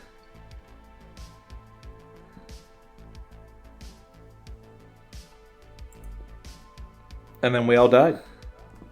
Yeah. Yeah, I don't killed know. my dog. My internet was being weird for a second, but I was just caught up in reading Powers That Bark again because it's really good. it's such a good title too. Like, it's just such a fun. Yeah. It's just, I mean, the best titles are, and I'm sure we all agree, they're either clever or they're funny. Like every single time. Yeah. And the Powers That Bark is such a. Oh my gosh. Okay. It's very good. Next up is another ARD joint. This one's Hypervelocity, which, God, this is the one that's written in not the one that's written in second person. Thank God, I hate that one. I'm sorry, RD, but I cannot stand that one. He did a bit where he's like, one's gonna be written in first person, one's gonna be written in third person, and one's gonna be written in second person. And I was like, you could just not do that. You could write well. You know what the funny thing though is, you could just not do that is also in second person. Yeah, that's the only time second person should be used. It's when you're giving directives to Ard. Yeah. Hey, Yes. hey, What? just wrote a thing which was 90% second person. You did, and it's doing quite well. Well, don't show it to me because I cannot stand second person. It makes me. You already upvoted it, loser. Ah, damn it. Okay. You guys have Well, great thing there's- going back and forth where you're like, hey, I got this thing, and the other one's like, comment about that thing implies I haven't read it, and the other one goes, you just read that one! You've both been doing it this whole time. Learning uncomfortable truths about our ability to remember things. Yeah, like, what even is my a brain yesterday? God. Swiss cheese. There are days I wake up and don't even remember my name. Like, come on. Yeah. Not seriously. Don't worry. I don't need to be in a institution, but I do have a very bad memory. I think I do. Like, when I wake up, it usually takes me an hour to realize that that's what just happened to me. You're like, oh God, what's this Oh, no. brightness? Why do I feel so... Oh, I was feeling so good a second ago, now I feel like shit. Well, what is... Oh, I'm awake. Oh, why do I keep doing this to myself? Waking up. Alright. SCP. Hypervelocity. This is from Speed Demon, our absolutely fucking This is nonsense, a sequel to crazy-ass Speed Demon? cyberpunk lunacy story. Yes. I wanted to ask, before we get into it, I've never really read up on what your tech is. What is your tech? It's the European version of Three Portlands, so it's worse. Sorry, not to be That's a not to be terrible mean, description, but I love it. it's so the GOC saw what was going on with Three Portlands and was like, we want something like this where we can put all of the wizards to do research for us and also keep them out of the way so they're not doing wizardry in front of normal people. You know, a fancy ghetto. I mean, that's kind of what Three Portlands is. Yeah, too, no, right? it is. It's literally what Three Portlands is. Like that's the purpose of it.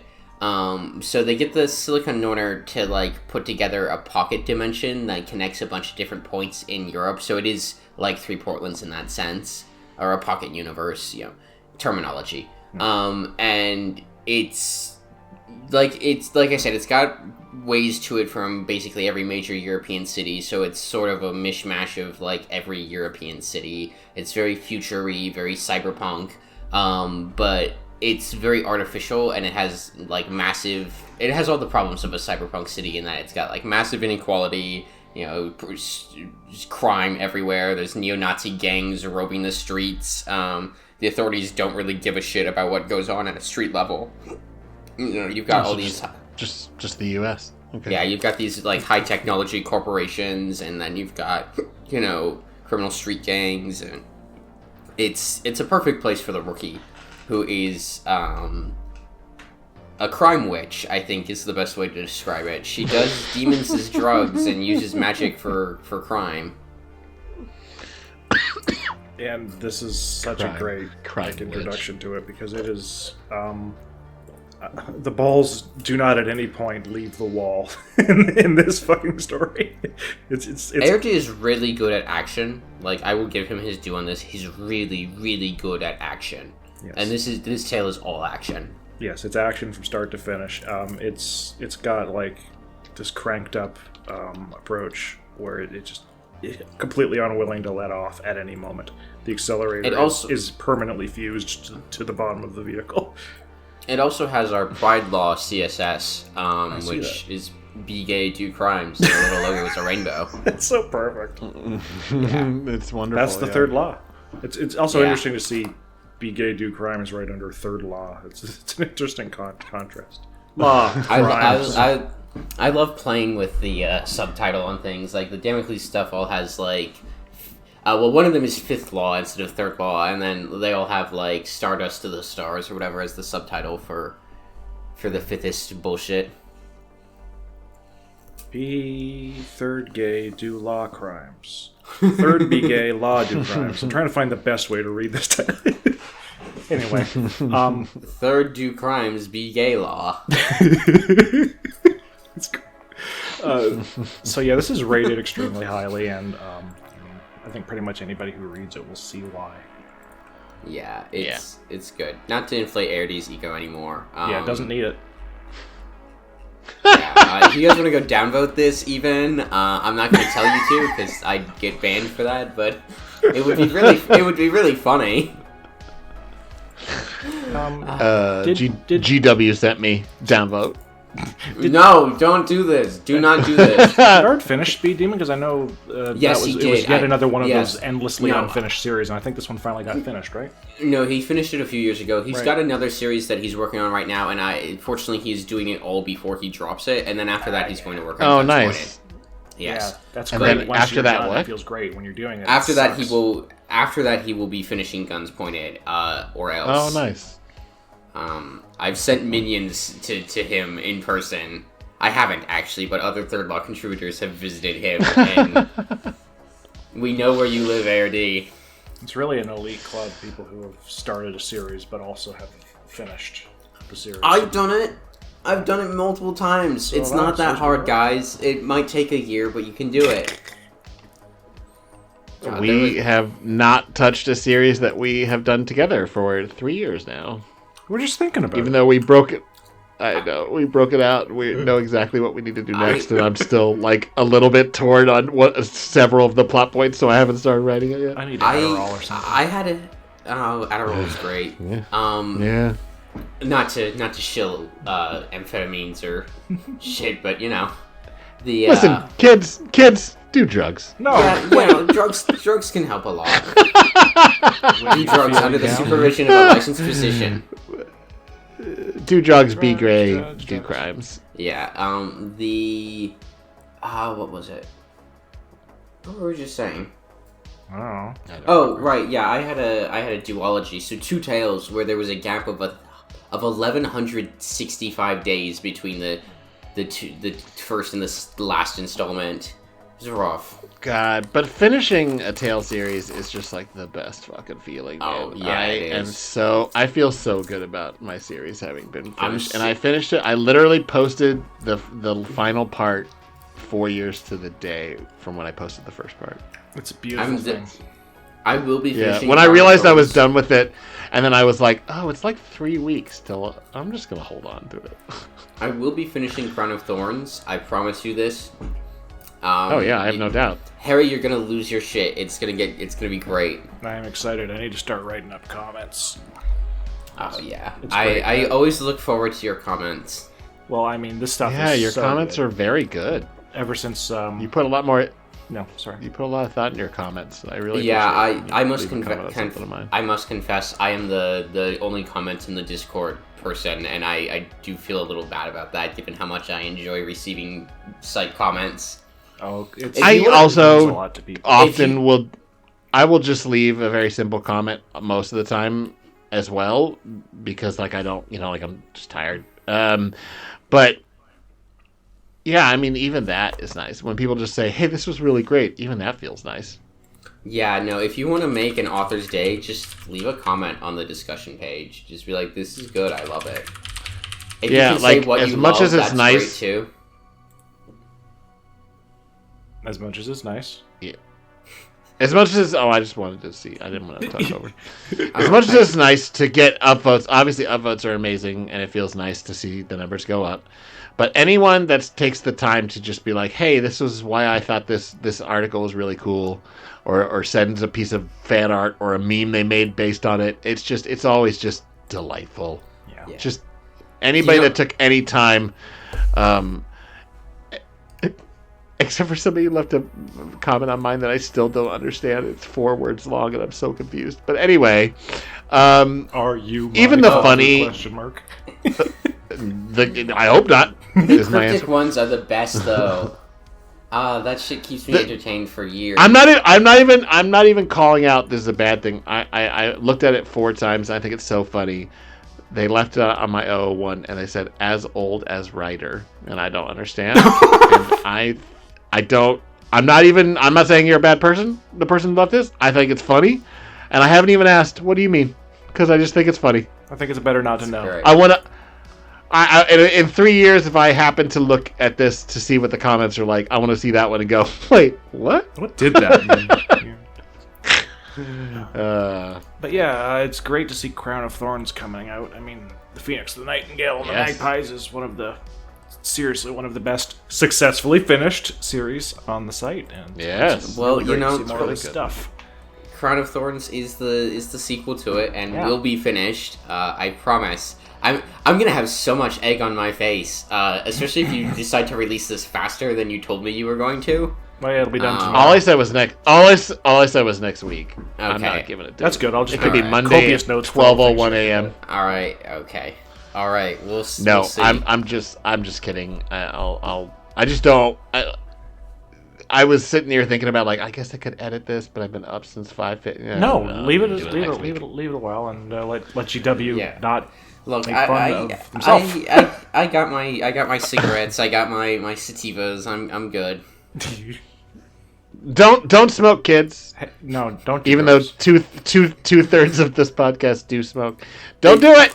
It's a break glass in case of emergency situation. Chat, the only audience, the only drug I do is the one you can hear me doing every time we do this podcast. That is huffing my own farts. I mean, drinking Coke. I'm sure I will. Chopping my own farts out of a Coke can. Did you say you're doing Coke? Yeah, I'm doing Coke. Yeah. Oh, now Mine's Mercy and Pete are coming at me. Damn. Oh, no. Damn. Nazis. No, they wouldn't do that because I'm not indigenous. Oof. Literally the worst fucking police. The fucking police force created specifically to step on the people who already had the least rights. Man. Fuck the Mounties. Fuck the Mounties. Anyway, Phoenix PD was running a literal open-air death camp for the homeless for a while. It was straight up like Arkham City. It was bad. Police are terrible. Sheriff Arpaio. Sheriff Arpaio. Oh, it wasn't even him. This was it? Yeah, no, this was a new recent thing that our Democratic mayor was masterminding. Oh, that's right. Yeah, the Zone. Hey, look that the one missile up knows if you where want it a is. horror story. Yes, the missile knows where Oh it is. yeah, this is a good. Which is by Intercedent. Intercedent, who is a newer author. Yes, new author. Really, really good author. I have to admit, jealous. this is the first thing I've read by Intercedent, but I really like it. It's immediately classic, and it was posted so last good. year. It's phenomenal. It's phenomenal, and I get why it's a tale that is over 150 because it is fucking phenomenal. Yeah, it's really good. Hey, it's at 173 right now. That's fun. Yeah, which is phenomenal for a tale. Like, anytime I get a tale over 60, I'm like, this is great. Anytime I get a tale over 20 these days, I'm like, oh man, that's nice. Yeah. Can I summarize? Readership is down. Yes, you can summarize. Everybody else gets to summarize things. Yeah. So this is it's not the internal monologue of, but it's a description of the thoughts and experiences and observations of a missile that is presently on its way to blow something up. And it's from the perspective primarily of the missile, and we get a view of its thoughts as it's thinking about what to do, about how to handle the countermeasures of a countermeasure that's coming to shoot it down, and what it thinks about its existence, and what it thinks about the soon-to-be end of its existence, because this is a essentially sentient missile, and it reaches some fascinating conclusions on its way to explode. That final line is absolutely killer. I hope angels fly faster than missiles fall. The ending is phenomenal. The bit before that, since we're just saying lines, I mean, I feel like saying this even though it's practically the payload of the story because it's so fucking good. Hypothesis: the opposite of humans is a 19.67 kilogram heat warhead with anti-personnel fragmentation casing. That is indeed the opposite of humans, I agree. And the observation right afterwards is just bleak as shit. Yep. Great. I really like really good tale. You should all read this tale. And it's very short. It's really kind of punchy. It's very easy to read, even though it's about an artificial intelligence within a missile. But the bleakest thing about this is an object that is meant to be destroyed, who essentially wakes up to sapiens in the process of flying in the 30 seconds or whatever to its death. Right. And it starts with him being alive for 22.56 seconds, and probably ends, Boom. a second late, 15 seconds later or something. It's really, really dark, but it's really very Also, effective. It used to be a person. Right. Yeah. Yep. Right. Yep. That detail is there in the prose. I wasn't. Yeah. Yeah. It's very good, very dark. Encounters another missile that used to be a person as well, which is even worse. Yeah, They don't just put ghosts in light bulbs these days. yeah. That's is that the title of the episode? That should. Oh God! They let don't me write just that put down. ghosts in light bulbs these days. Somebody in the comments also pointed out it's reminiscent of Dark Star, which is this ancient movie where there's a bomb that has to be talked out of exploding on a spaceship. But this actually takes it into an even more grim direction, which is just terrific. Sorry, I had to write that title down. Yes. Yes, you did. I don't think I've seen that movie. Dark Star, you said? Yeah, it's 80s, I think. Let's see. 74. It sounds good. It's a dark comedy by John Carpenter. It also reminds me.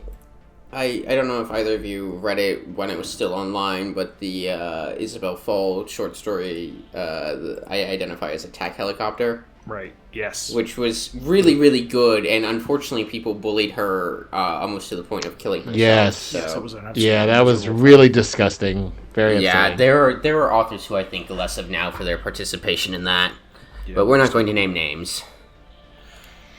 But yeah, it was a very good short story, and this reminds me of it quite a bit. And then we have our final one, Yes. which is They Laid Down the Law, which is part of the Rich Man's World series. And this is by Chewbacca? Was there a co-author that I'm missing? No, that is just Chewbacca. Okay. This is... and this... Oh, shit, I just closed it. But, okay. This is like high fantasy... No, it's more like sword and sorcery fantasy. But it is... like sword and sandal I put down, almost, it's like Conan stuff almost, but it's based very much in like real world history, because there were Acadians and they did pretty much conquer quite a bit of the real world. It's in a sort of prehistoric mythic age where like fact and fiction and mythology all kind of blur together, where like the Epic of Gilgamesh might have happened, and like, Well, to be fair, the Acadians were real people. Yeah, exactly. And Third Law has some elements of this. Like, the focus of it is the modern day, but there's a whole mythic backstory with the Atlanteans and the Dark and Jushur and everything that is only, and Solomon, that's only really kind of inferred at, and this is one of the few, like, concrete looks at it, because this is the origin of Dark. As in Dark and Marshall and Carter and Dark. Right. This is absolutely the best origin story for MCD I've ever seen. Yeah, and the rest of the series is very, very, very good. I love Chew's take on Marshall, Carter, and Dark. This has such a different take on one of my favorite things, which is a flash forward and backward in time. Because what this does is it's not a super long tale, but it goes back and forth from a mythic sort of epic history of mythic times, kind of told about this, heroic king who did not have a heroic end. In this very, like, you can imagine, an epic being written about this individual, and maybe this person was real, or maybe it was a mythological character, to the quote-unquote present day, but the present day not being of modern times, but the present day of people that are living in the city of that mythic king, hundreds of years later. And it's so effective because the way that it breaks down the mythic storytelling in between the action that's taking place sort of in the quote-unquote present day does this wonderful explanation of what's happening right after it happens in a way that is so much more digestible than if you just if you had a character in the world explain it. This works so fucking well. I love this so much. Yeah, it's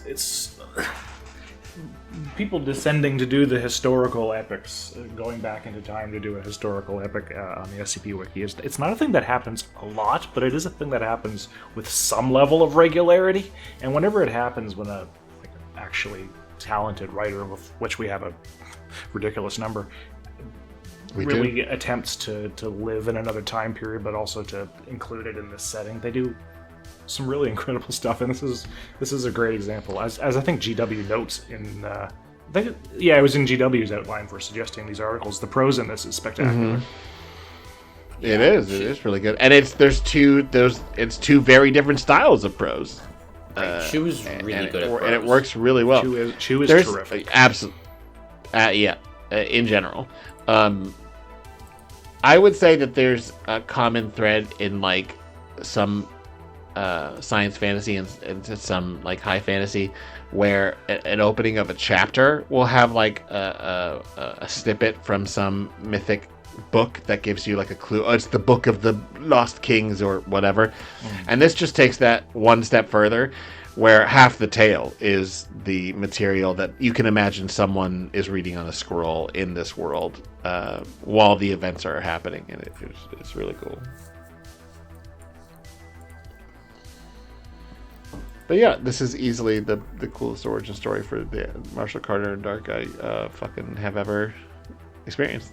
Yeah. Because even though the two characters that we are mostly following and their families aren't Marshall and Carter, you can totally see. You can totally see. Yeah, you can totally see how, even if they weren't like the bloodline ancestors of, you could totally see how this setup could have worked with other individuals. You know, like it's just setting up this idea of what the dark power is in a very compelling way. Yeah, and then they fuck it all up later down the line, and the dark gets out as Iris Dark because they're transphobic, basically. Not the dark, but Marshall and Carter.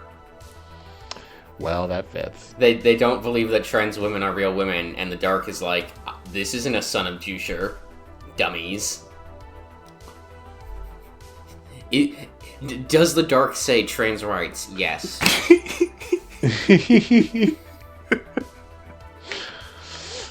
I basically Based had the dark. Eon, Grand Karsus Eon say trans rights in my latest thing.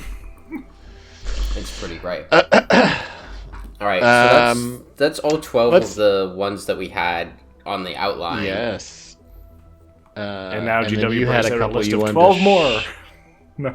Didn't you have a couple that you wanted to shout out, though? Oh, yeah, so there's a couple new ones that have come out in like the last week. Abraxas Group Internal Document number 34, which is the Sarkic Third Law article from this week. That's by a new, very cool, new contributor, Latova, who is from the Polish wiki, I believe. Wow.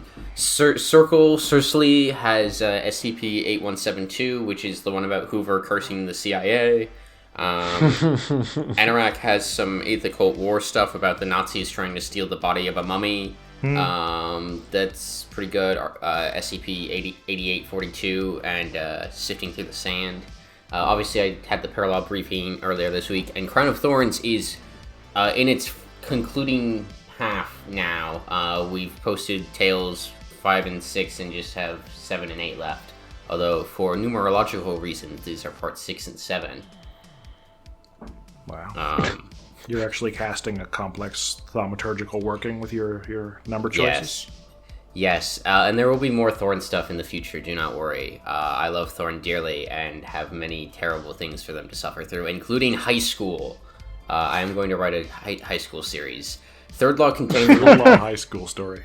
Third Law contains multitudes. It contains everything. We have, even the worst things, like high school. Like high school. Also, I have a question here from my girlfriend for the podcast, and it was not related to Third Law. Nobody so ever I'm brings for the their own end. questions. This is why you're such a good guest. No, I love yes. it. Question for the podcast: is it bad to take your cat through the fish/small animal section of a pet store for enrichment? Like, is that unethical? No. No, it's not unethical. No. I would have to say that's probably unethical, but I did laugh a lot before I said that, so make of that what you will. Okay, we gotta... No, because we torture cats with fake predatory behavior, and it's enrichment. I mean, that's what playing with cats' toys is. I was thinking for the animals. It triggers. It's gonna freak Oh, I really only care about cats. So that's fair. All right. I agree with that. All right, leave your... I mean, I don't. That's not true, but I would say that my feelings for cats far outweighs almost any other animals, including humans. All right. I'm not going to be the tiebreaker here because I have to go home and be with the person who asked this question. But listeners, you should leave a comment, weigh in on this intense ethical dilemma. It's important. I need to know. I need to know what the answer is. This is important. I have a cat. I could theoretically find myself in this situation. Also, if you remember the stories I was talking about, where the Foundation is looking at alternate realities to avoid a doomsday scenario, please tell me that too, because I can't remember it. Also, all right, if you know the capital of Assyria, keep that to yourself because we don't need to know that. But it's a cool fun fact. Let us know if you know it, but don't let us know what it is. Yes, Assyria, the ancient one, not modern Syria. Assyria, any Syria throughout history. Yes. I think it's Anne. No, anyway. Okay, so yeah, I'm just kidding. All right, we got a couple of emails here. Did I include that in the the shortest emails ever? Line, didn't I? You did include those. Yeah, we only got a couple. But GW, why don't you read this one from Fernlong? Oh, okay. Fernlong. This feels a little bit self-congratulatory, but all right. Fernlom says, Third Law is one of the best canons I've ever had the pleasure of reading through. What was your favorite Tales series from it? For me, it's Speed Demon. I'm gonna not choose my own Tales series because I'm not going to engage in nepotism. Yep. I do love PNM and I do love Crown of Thorns. They're great, but my favorite Tales series is, I think, Dead Reckoning right now. It's really good.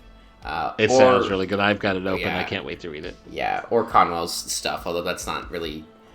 His stuff overlaps with Third Law, but his stuff is his own thing. Yeah. I love Conwell. Conwell's great. What about you guys? What about you, Gregory? Yeah. I mean, I as much as I like the first Crown stories, and I always forget the name of it, but the Phoenix and the Nightingale. Sorry, the Phoenix, the Nightingale, and the Magpie. I always have to look it up because it's got 3 things in it, and that's more than I can handle on my own. I know. But I have to say I'm really liking Crown of Thorns, maybe even better. Obviously, I haven't seen the last couple parts, but I really like. I mean, it started with a real bang. I felt like, and it really works. I've always that's always been my favorite part. Although if I had to pick a single article that I liked, I would have to say it's still SCP-5525. Oh, thank you. I'm kind of meh on 5525 right now, so that it's okay. You can be wrong. Why do you think it's bad? It's not bad. It's so good. I feel like I could have done more with it. It's very short and to the point, and I mean that's good sometimes, but I don't know. There's a psychic battle with wizards teleporting in to fuck up naval maritime vessels. It's fucking incredible. So fucking good. Okay, it's incredible. All right, I'll accept your praise. I am going to create a meta hub for all of the Thorn stuff, and it will probably be called Birds of the Air, so that will either make the naming situation easier or more confusing. But yeah, Crown of Thorns is phenomenal. That's what I would have said. Yeah, it's really good. But if I wasn't saying that, I would say PNM. So. All right, Harry. What about you? Yeah, it'd be either PNM or Crown of Thorns, and that's all right. Because I like seeing this all as one great big heap of awesome. You don't need to say this because I'm on the podcast. You can choose other people's stuff. I won't be offended. Hey, you know what? I even told you how much. I mean, like as much as I like Robin, how much I would kill for you to go back and write a whole series about. Well, at some point, Harry, I would like to do the Site 264 or 246 series with you that I discussed ages back. Yeah, for sure. I want to go back and write a bunch of stuff in the 90s exploring what's going on at Site 246. I always found 246 fascinating, as you know. Yes. Now, Great. the bit that you had in the time password You got series. Yeah, it was very, very good. I appreciated it. Yeah, no, that's absolutely a location that exists in my mind as a place that's. Yeah, it's gotta be. Site 43 does exist in Third Law. I just haven't looked at it much yet, and I'd love to do stuff with it during the 8th Occult War, especially because I am gonna have Westbrook blow up Site 246 in a kind of futile heroic sacrifice. He doesn't get redemption, but I'm sure that'll have a hell of a good effect on the lake. It's fine. It's 250 meters down. No one will notice. I mean, it's practically blown up before. Genuinely, that's, I think, the best way to send Tech Site 246 out is, no one even notices. Bloop, just a bubble. Bloop. Yeah, a slight ripple on the edge of the lake. That's great. Yeah, for sure. I feel like you're not the first person I've heard say, I want to see what in my little canon or my corner of the wiki would connect with Site 43 and then go, I don't know what to do with it. Everyone's afraid. Everyone's afraid to write. Most other versions of 43 will be a little bit less over the top than the 43 mainline version. My brilliant scheme is when we start giving in, I'm going to open up a Third Law Fest and be like, everyone, come write what's happening to your characters and pet sites during the 8th Occult War. That's so cool. Idea. I would absolutely do something for Site 91. Yeah, just a way to explore more areas of the canon that we can't because we're limited in personnel. That's great. Everyone that's afraid to touch people's famous characters because they're afraid of doing it badly. Let me just say the secret is to not do it badly. In situations where they're very frustrated and they're cursing at GOI members, like I do with Lilyhammer and Weddle. I've been engaged in a campaign of character assassination against Sasha Merlot since 2018, and it's great. Conwell is super fun to work with, and I love his characters, and I could go on at length about Sasha Merlot, and perhaps I will in the future. Torturing your characters is fun. Torturing other people's characters, it's like a delicacy. Oh, yeah. Yeah. You either die a Conwell hero or become a Green Wolf morally neutral antagonist. All right, we got one more email from Alex Oak, and they have two questions. So I'm going to read the intro and the first question, and then Harry, you can read the second question. Okay. Third Law often feels like the most fleshed out canon on the wiki, with a ton of content and contributions from a variety of authors. What do you think is the draw that brings in so many authorial voices to write for this canon specifically? And I feel like this is a GW question. What do you think? It's interesting because Third Law is a lightning rod for a very specific type of nerdery. I mean, we all have the same references and are obsessed with military fiction and ancient mythology and history and Terry Pratchett, Douglas Adams type of writing. And I don't really know what it is about Third Law that really draws people like that. I think it's kind of the same as the allure of the Star Wars expanded universe, the idea of there is a whole world out here where everything is connected, and the character in this scene here that's in the background has a whole saga of their own. One of the things I'm most proud of is the Body Electric duology, which takes place during Conwell's Ostringers series, and there are scenes within Body Electric that take place inside of scenes in Ostringers, and nice. It's very fun, and it's the closest I've ever gotten to being George Lucas. But it's fun, and Third Law is a canon that thinks about things a lot, and we have kind of, if you like doing world building, if you love reading, the appendices of Lord of the Rings, we're kind of the canon for you, If you're I have this idea I've been thinking about for 2 years and all of the ramifications of it, welcome aboard. I've been thinking about this thing for 10 years. I think there's definitely an aspect of it that on its surface seems a little bit intimidating, and then but it's also this aspect of detail rich while also leaving a lot to be played with. Like, I mean, one of my favorite SCP articles is Third Law. SCP-3457 is one of my favorite. The Rite of Solomon is one of my favorite things ever. And it was just completely captured my attention the first time I saw it, and became like a foundation for the concepts I used in my series. Because it, and I read it really early, and I was like, I don't want to use this one directly, but I want to reference it because the ideas that it presents is so interesting. This mechanical way for, the making of God and killing of God, and et cetera, et cetera.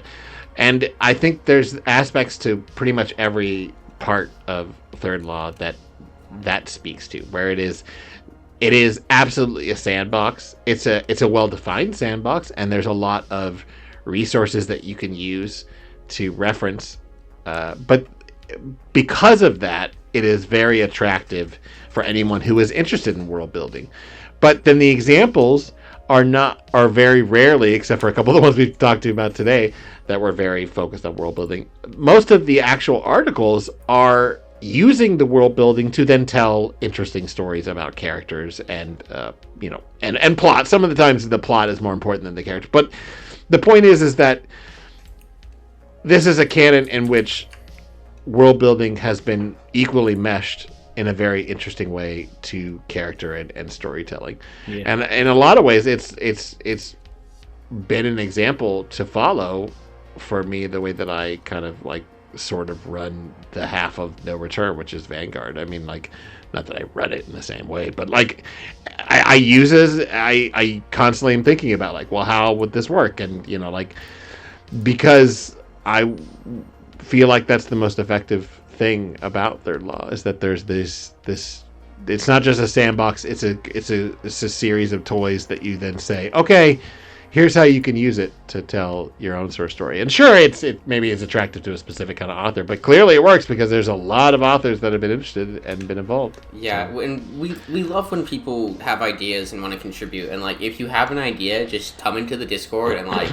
workshop it out, and we will try to find a way to like make it work. I mean, there was someone who had an idea to do a Wandsman series in Third Law, and we worked out how to do that. And I'm kind of disappointed that she ended up never going through with it, but like, any story you want to tell, you could probably, like, there's a few stories that just don't work because of the nature of the canon, but most things can be made to work somehow, and my job as the canon curator and custodian is to help people figure out how to make that work. Like, it's not to be the arbitrator of what you can and cannot write, it's to make sure that everybody's writing plays well together.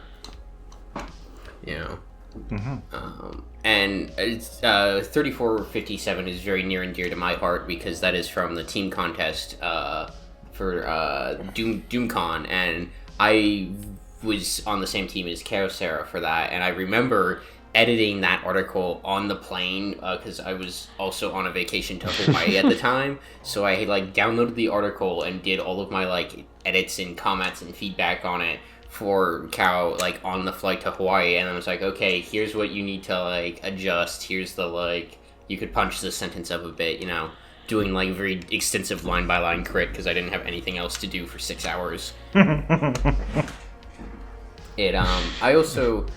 has described Third Law this way, and I would never do this because it's very, narcissistic, but he says that it's, your favorite canon's favorite canon.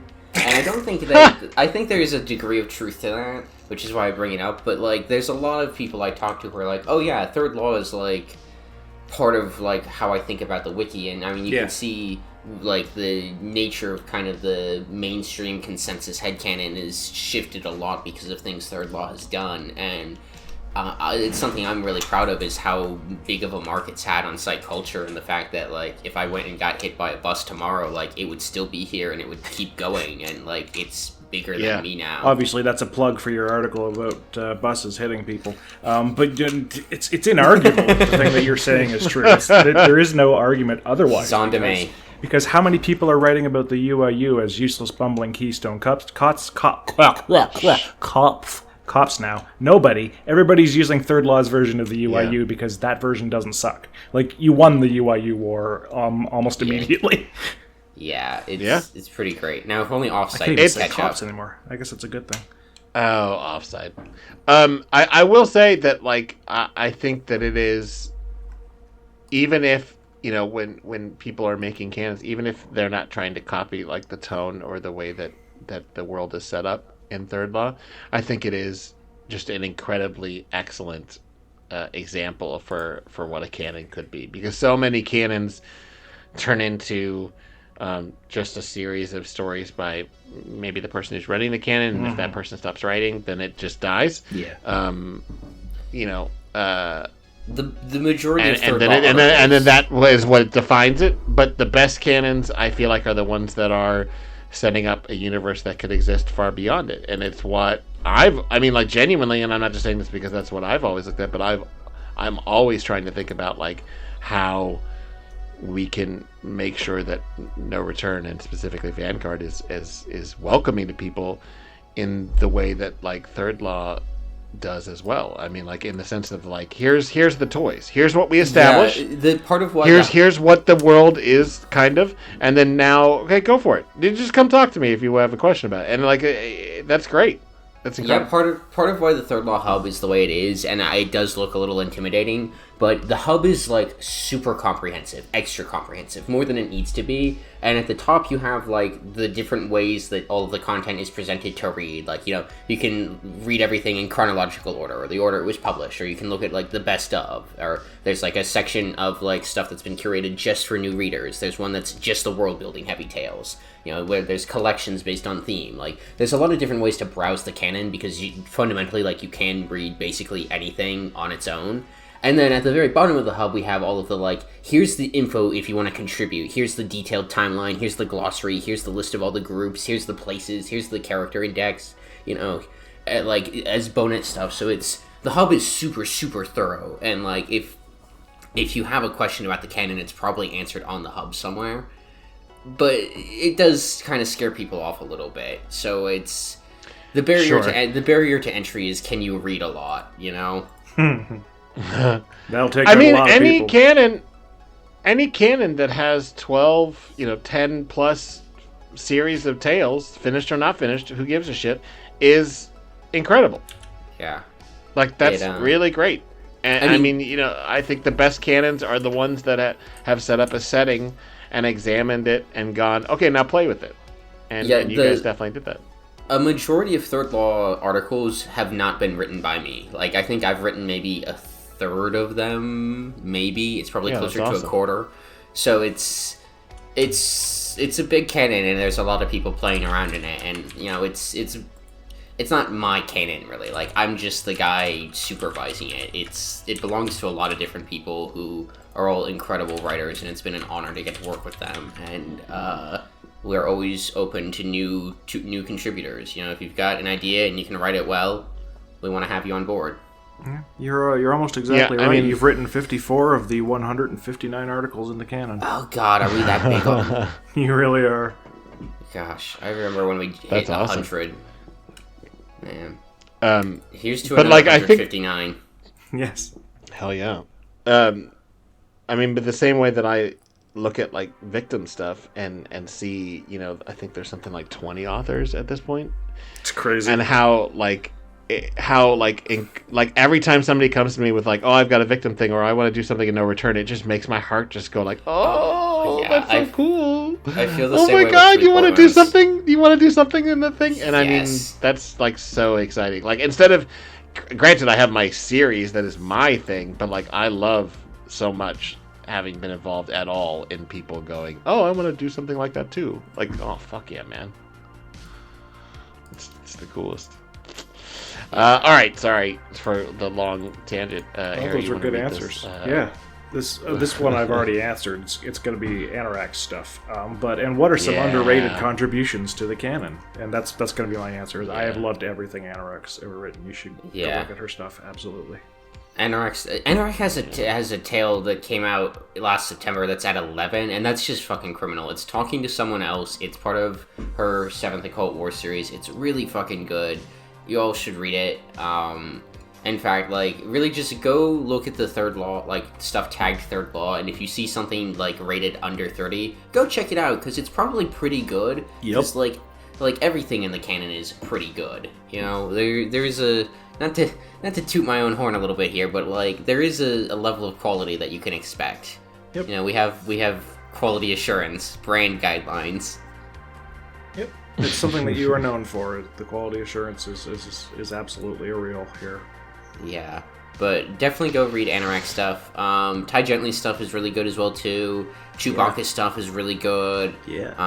Yeah, Chewbacca stuff is really good. Yeah. Those are the ones I can think of who are like notably underrated. Sure. I mean, go read All my right, stuff. so now that you but are, everyone loves me. yeah. So Speaking of, why don't you tell people what Crown of Thorns is about, so that people can be inspired to go read it? Yes. So it's the sequel to The Phoenix, the Nightingale, and the Magpies, and it's about Robin Thorne investigating the death of Florence Thorne and the like circumstances around that 16 years after her murder.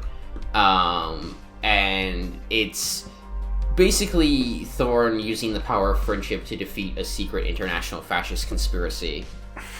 Why are you so good at these like elevator pitch plugs?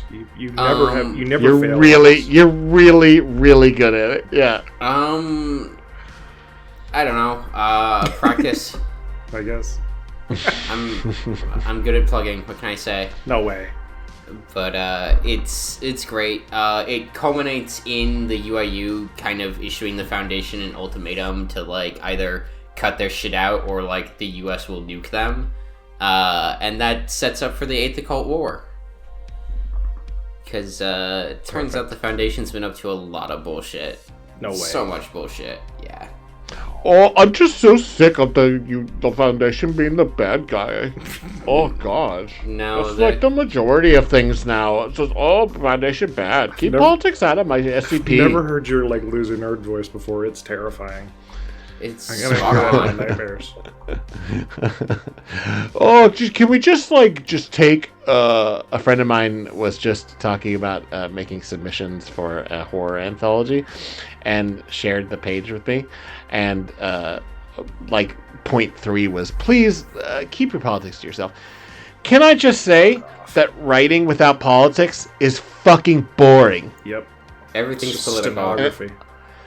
And it's not only is all art political, which we have all established and had many conversations about, the idea of writing horror without politics Fucking is right. especially ludicrous, You do. because horror is, in my opinion, one of the most political genres of film, of books, that's the whole concept of horror and comedy, is commenting on society. And what the fuck is the point of that without a little politics? And I don't mean about Trump. I just mean like in a social way. Yeah. Like, fuck off. Seriously, fuck off. That's our message to you, everybody who's listening. Fuck off. No. I Our endorse this message is message. they don't just put ghosts in light bulbs anymore. That's right. Yeah. Hey, you know what I hear every time I hear the words third law? I hear it in the tone of to the tune of Blurred Lines, which is a song I hate. But I hear it third law's name to the chorus of Blurred Lines every single time I see it, and I think I'm going to shoot myself. I'm so sorry for having inflicted this upon you, question mark? It's your fault, clearly. Yeah, I bear like a third of the responsibility here. I think that's how comparative fault works.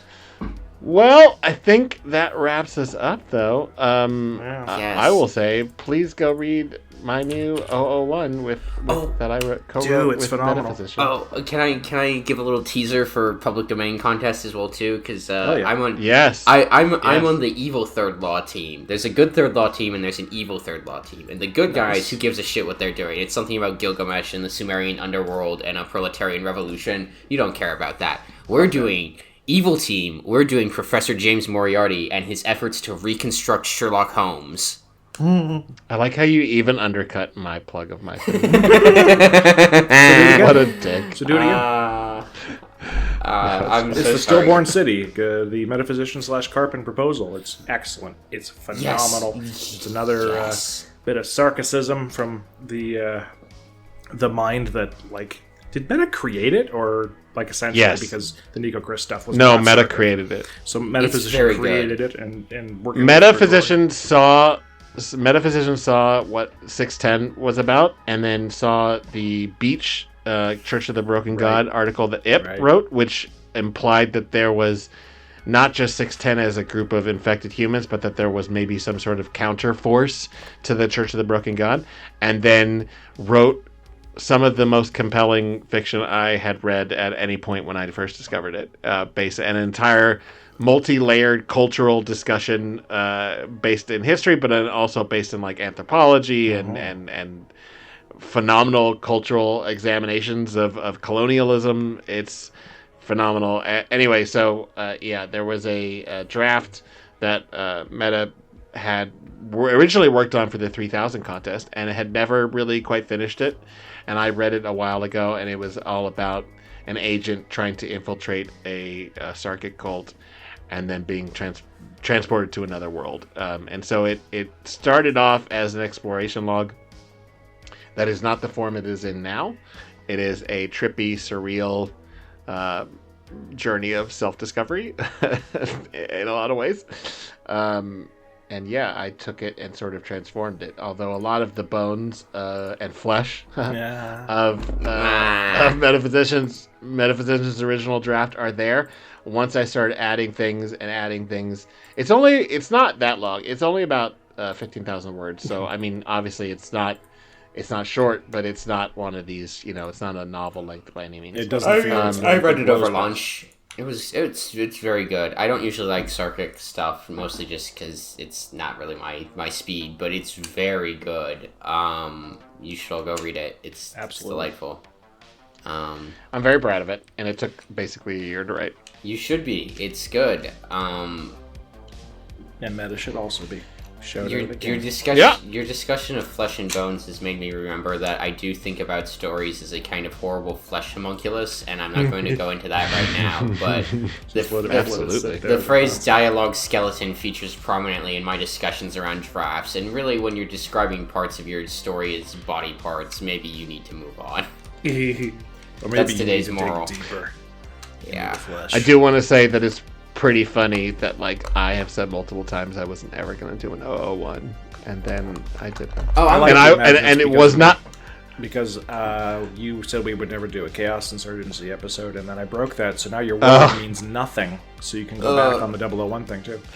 I even put in my author page, after I explained in depth kind of my thoughts and what I think the story means and the process by which we got it, I end it with and I have famously said I would never do an 001. So this is your lesson to never make declarative statements. I as someone who has never lied on this podcast, don't check the tapes.